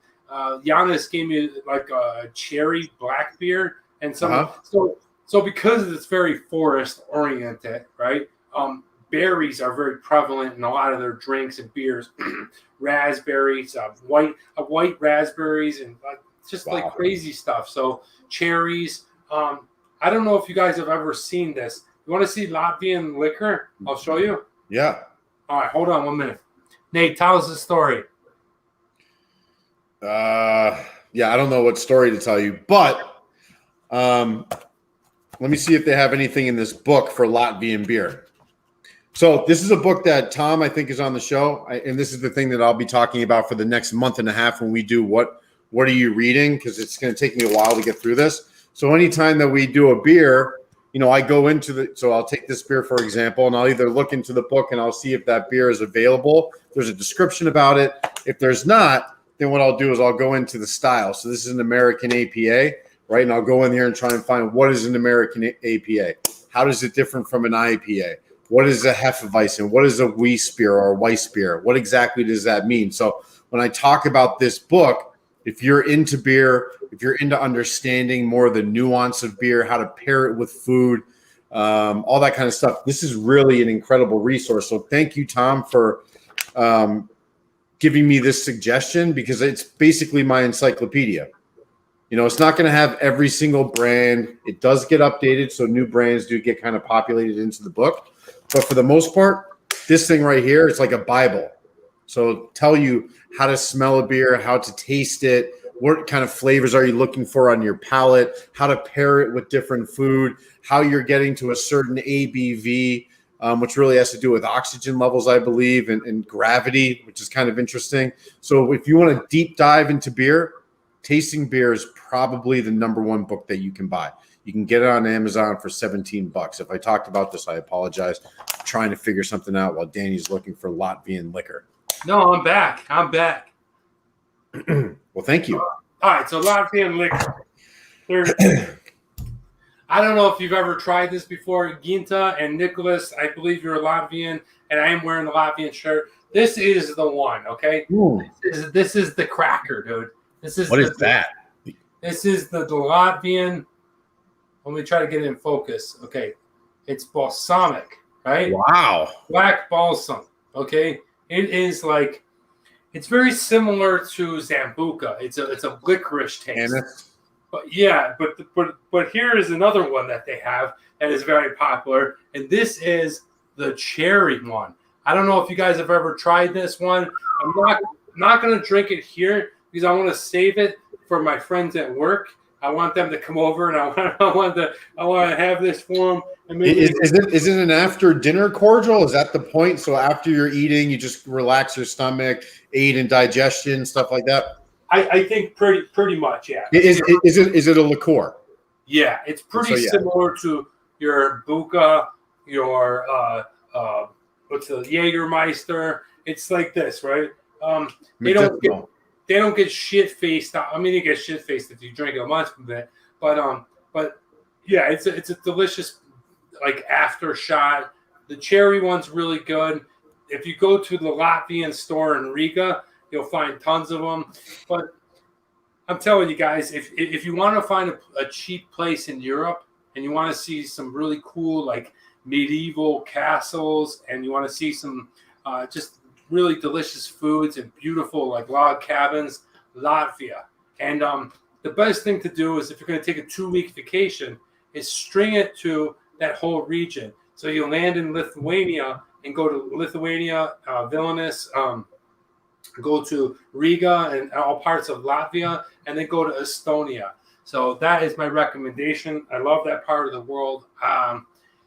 Yeah, that's all. I don't know how we got into a tangent about that, Nate, but it is awesome. I hope you get a chance to come visit me. And the reason I'm wearing this shirt is because this would have been the weekend or the week that I would have been over there as a teacher due to COVID. And also because now I have a really good job and I'm not able to go and travel like I used to, but I miss those kids. I miss that country. And yeah, that's pretty much that. So what do you say, Nate? Love it. Look at the Latvian camp shirt. See, Frank recognized it. Frank recognized the Latvian camp shirt. Okay, I'm flying to Latvia on Tuesday for 3 weeks. Yes, Kita, that's awesome. Yes, that's amazing. Danny, I remember that shirt. Yes, you may have seen me wearing this shirt in the wild. If you go back and check out the videos. Seen the T in some video. Thank you, Freak. Yes, you did watch that. Next time, Lava, you're going to love it. I will love that. Yeah, me too. All right. Well, moving right along, Nate, it's time for what are you reading? What are you watching? What are you listening to? And reading, Nate already told us what he's reading. Yep. I'm reading this beer. It is called Beer School. Okay. Where'd you get that? From you, my friend. It is a crash course in craft beer, or sometimes called microbrew. This book was written by Johnny Garrett and Brad Evans. It is it's pretty cool because it talks about a lot of stuff that we talk about indirectly. It talks about stuff that, well, I'm not a sophisticated Cicerone, but I do know how beers taste to me. But this one breaks it down and explains it.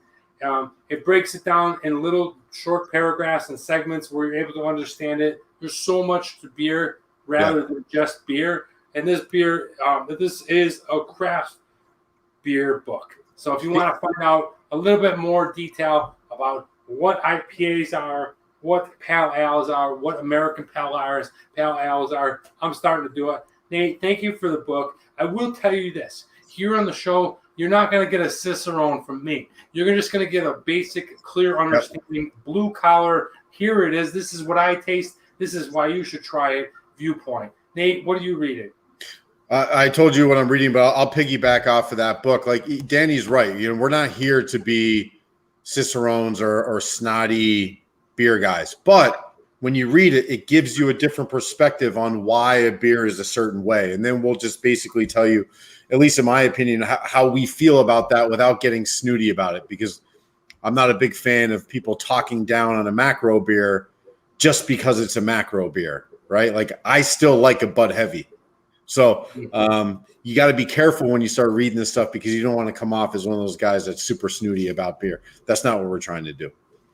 Absolutely. And just to go off the comments, Brendan says he's looking up Latvia. You should go check it out. It's awesome. Barrow says Danny likes Latvian and Danish girls. Who doesn't?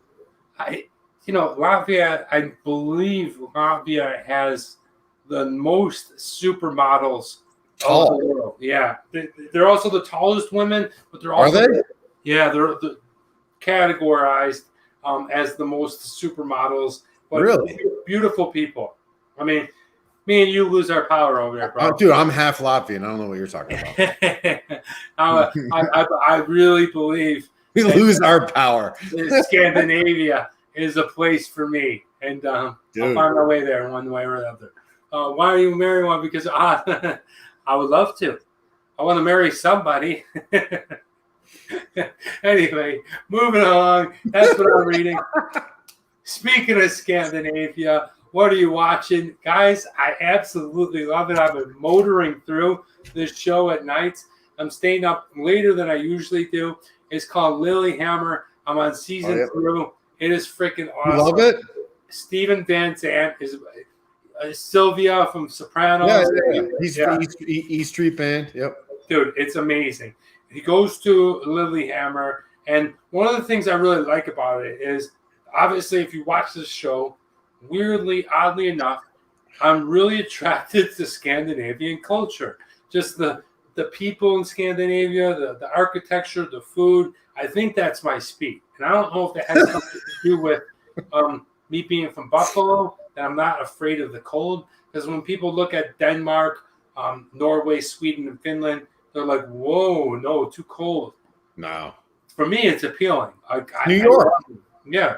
I don't know, just something about Lilyhammer, the TV show. They give a great look at Norwegian culture and the Norwegian people. It's a great show. I didn't realize it's been out since 2014. So hold on. So is he witness protecting in Scandinavia? Is that the whole deal? Yeah. What happens is he's a a made man. He's a fucking Goomba, and Tony Soprano. Yeah, and he's in New York, and he rats on the New York boss because they don't like him. But in order to get in the witness protection program, he rats on, and he's seen the Olympics from 1984 in Lilyhammer, 1994. I forget which one. So he says, "I want to go there," and he goes there, and then he creates this mafia of, like, he owns a nightclub, and he creates this mafia of Norwegian people. Like, do you think, as an actor, him carrying the role as a lead guy, like, he's suited for that? Phenomenal. Really? Phenomenal. Listen, I know this is, a lot of people don't really understand this because they don't know the technicalities and what goes on.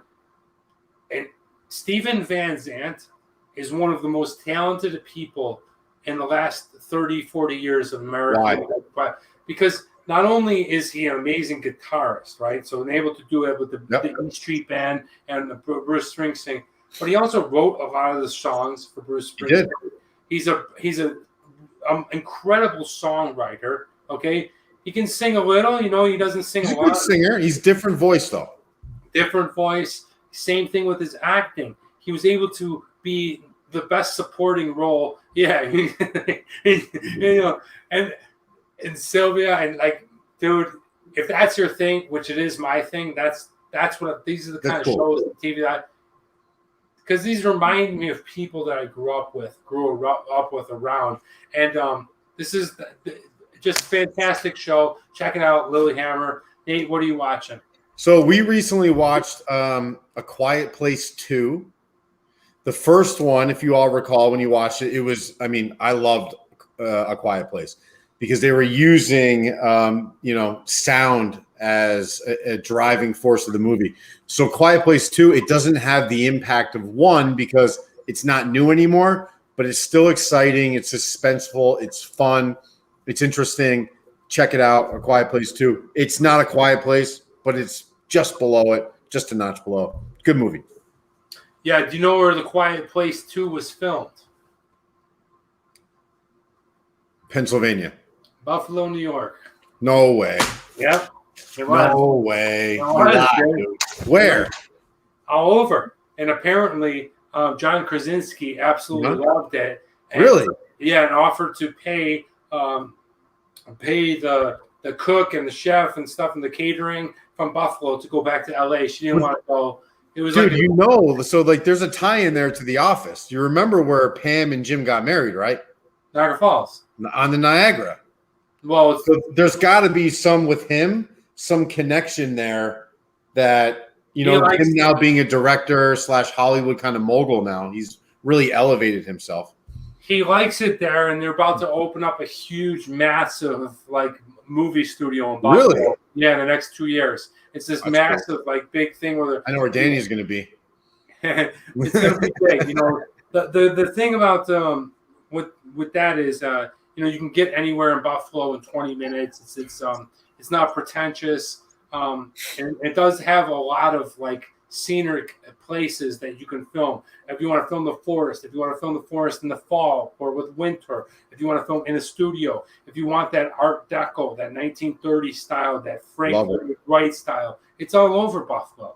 It's a very prevalent mid-century to early century, turn of the century city, and it's cheap. Blue collar. Yeah, people really like it there. So yeah, that was filmed there. So back to the stuff. Okay, there's a lot going on about Danny getting a Latvian girlfriend. I'm all for it. See what you can do. Me too. Moving on to what are you What are listening? you listening to? Well, I told you earlier. Tenacious Freak had brought it up.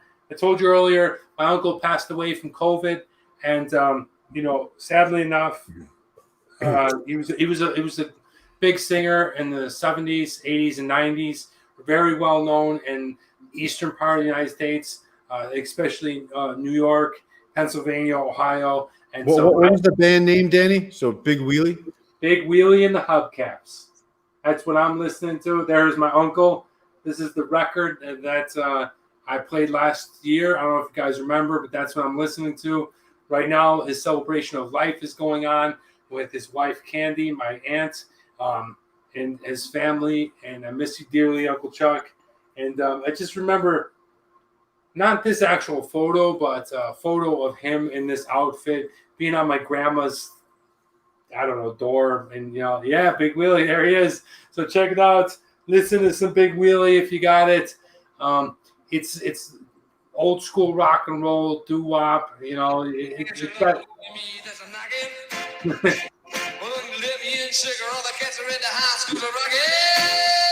Hell yeah. Dude, Uncle Chuck, man. I just know him as Uncle Chuck. And, you know, when I was a very young kid, I would go to his concerts and I would run the spotlight for him. So I would be on like this huge spotlight at like 12 years old, following him around the stage and whatever.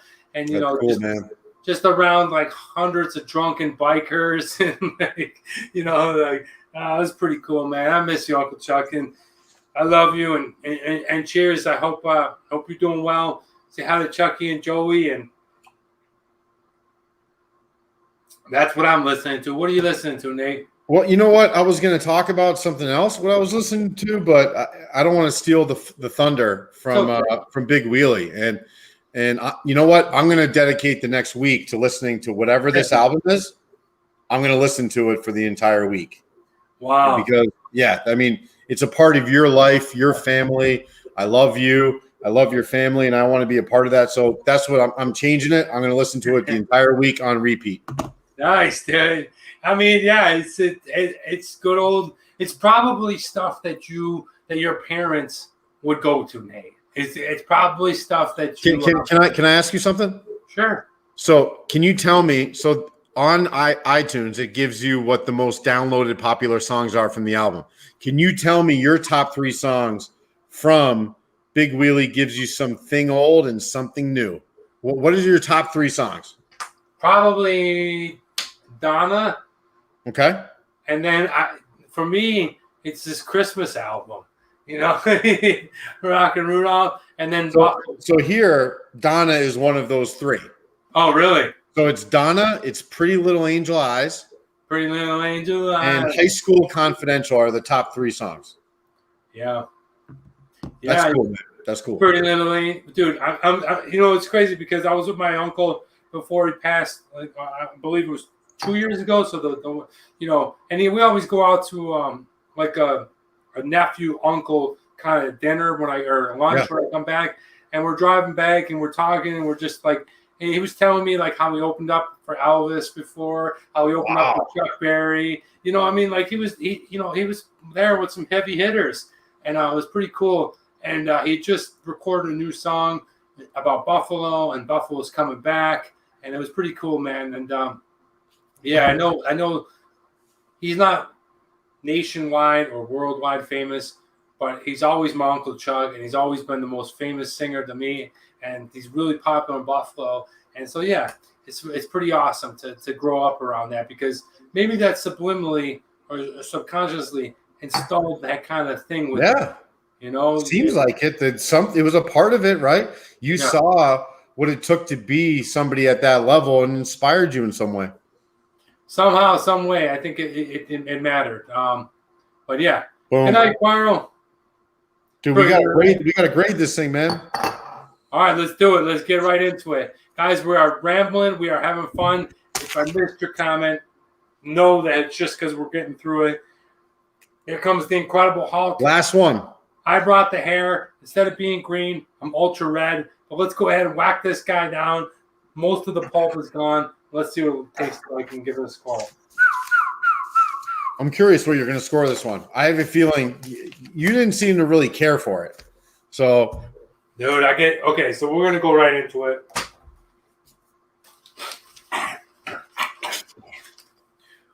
All right. Taste. I still taste the dish rag. I don't know what it is. It tastes a weird dish rag flavor to it. Yeah. It's just a weird, it's not a good taste, man. It tastes nothing like a blood orange. I love blood oranges. If I ever see them on a table, look out. I'm going to grab them. It tasted nothing like that. It tasted more like a warm wheat beer than it did anything like what it said it would be. Now, it was a little bit stronger, but I didn't absolutely love it. I'm going to go ahead and give this taste a 2.5. Nate, what do you got? same. I do like it. I do like it. It's not offensive to me, but it's a 2.5 beer. It's right average. It's not doing anything exceptional.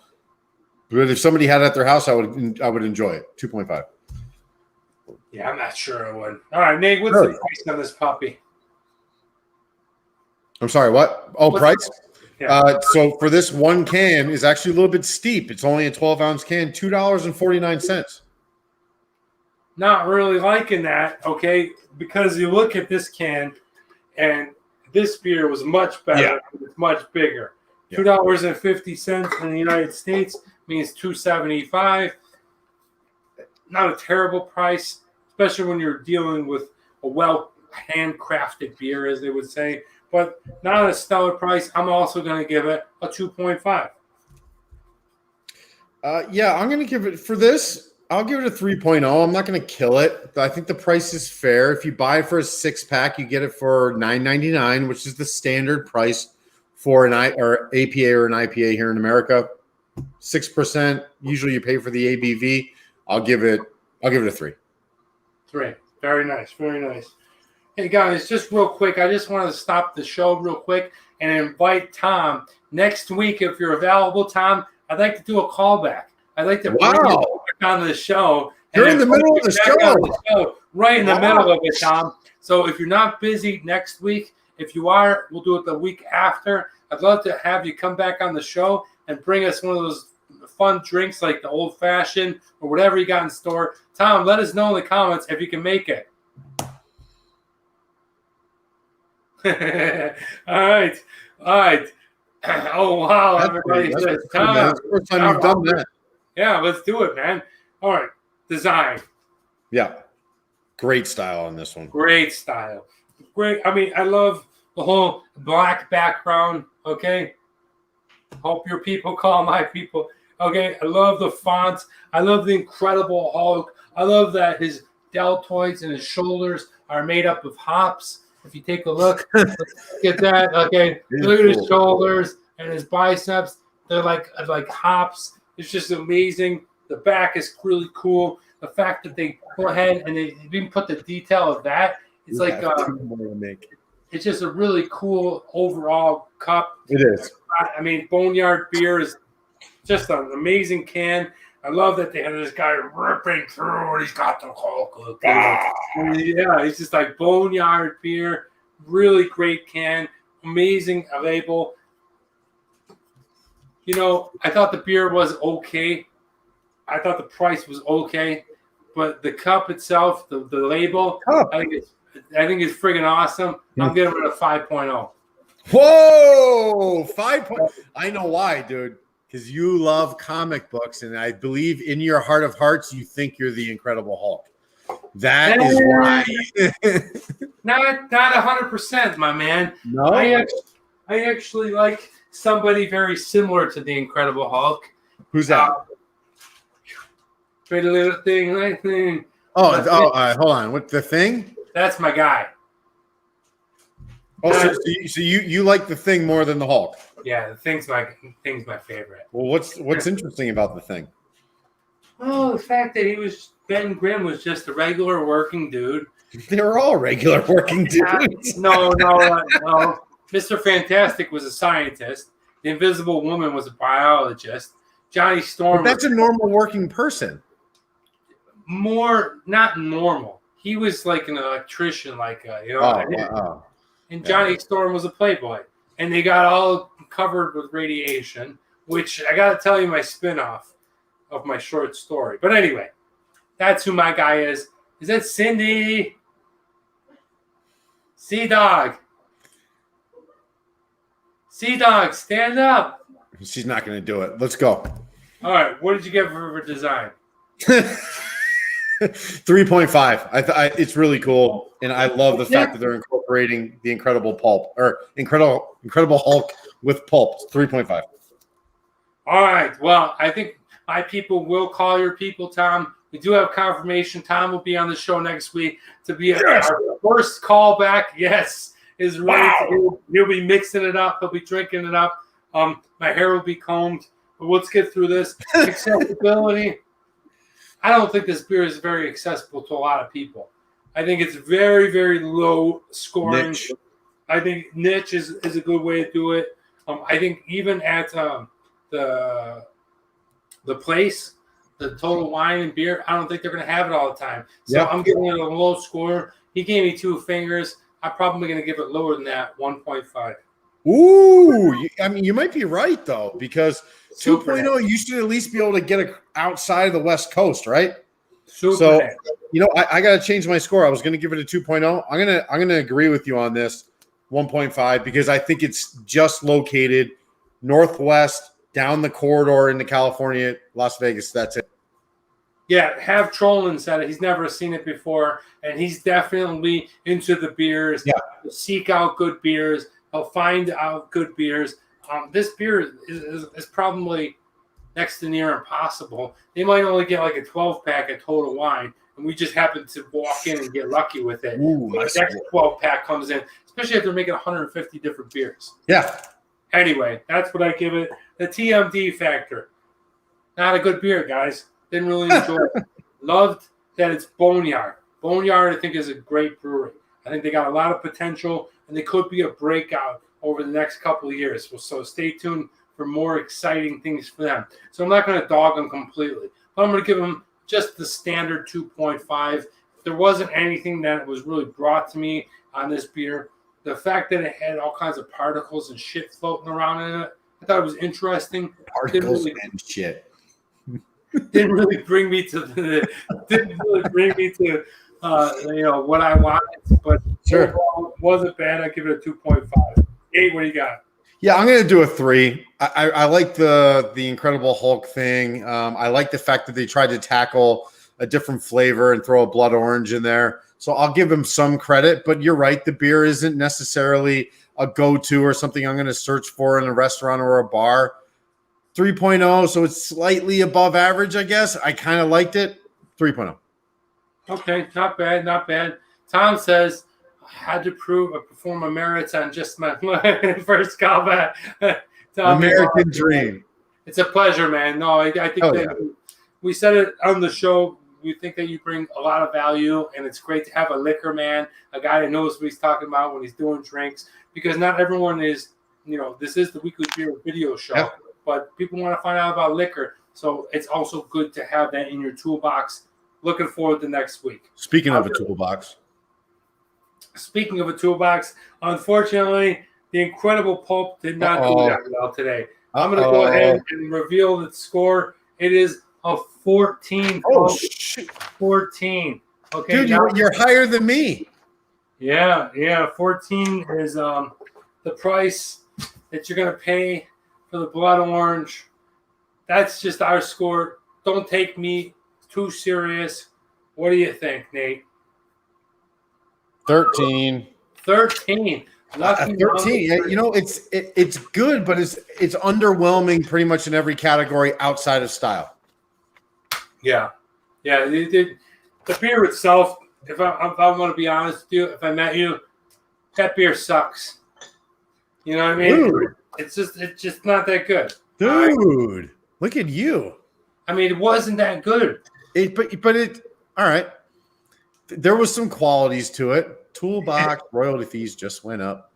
I think what we need to do is seek out another beer from Boneyard to lay this place down, because this is like a really niche beer. But anyway, still How fun. about this, Travel Man Dan? Do you want to go to Bend, Oregon, and take our talents for a quick weekly beer review show on site?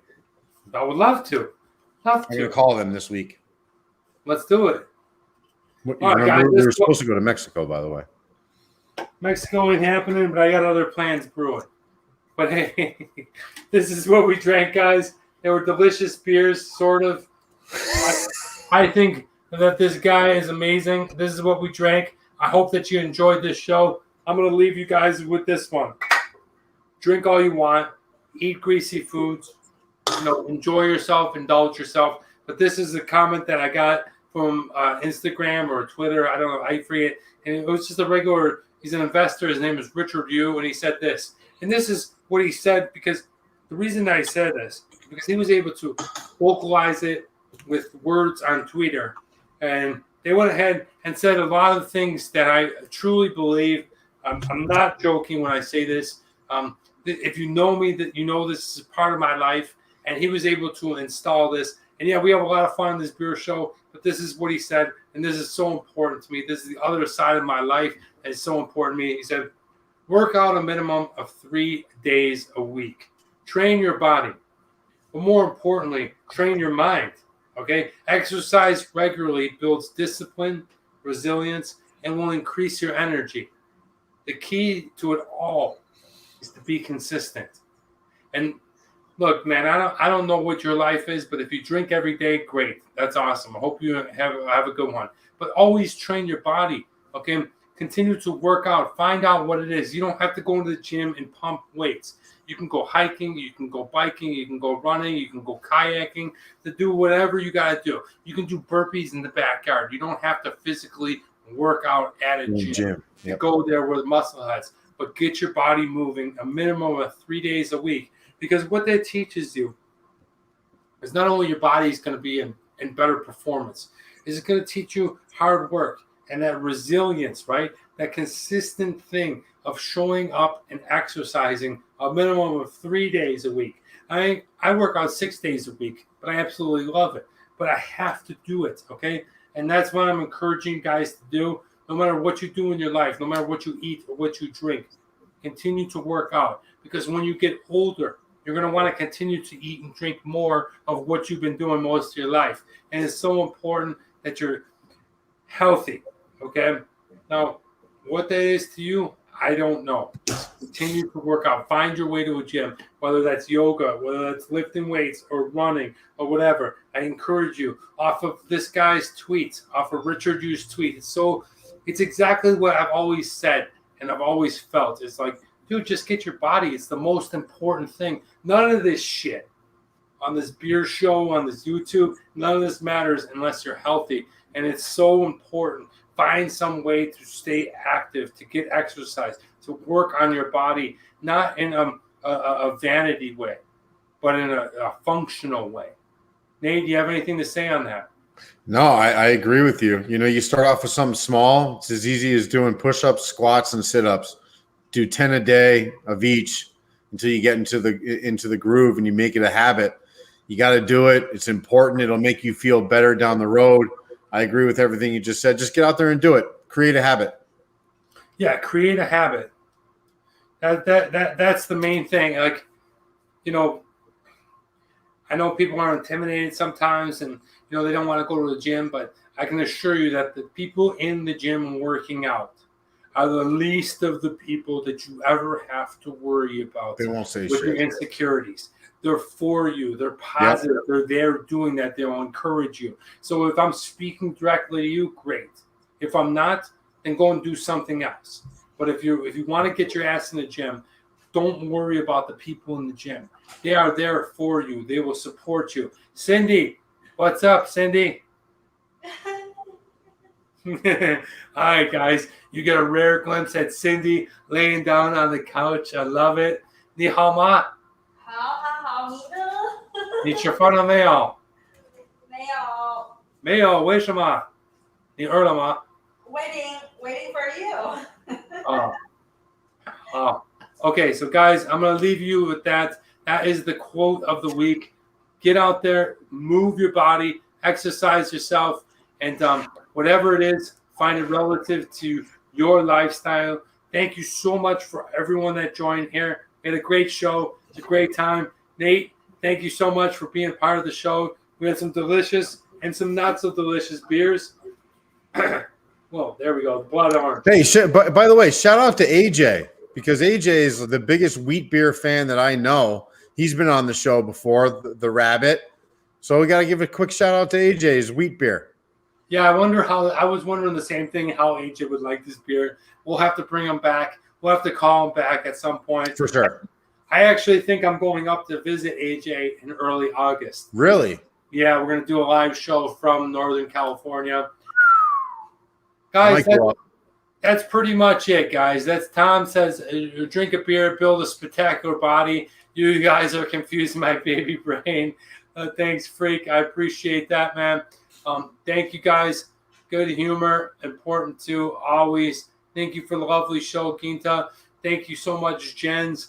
I can't wait to go to Lillehammer and Oslo and meet you and have you be my tour guide. Tom, great to have you here. We'll contact you during the week and we'll have you on the show. Nate, thank you so much for being part of it. You got it. I'm Travel Man Dan, and remember, it's a big world out there. Make sure you see every bit of it.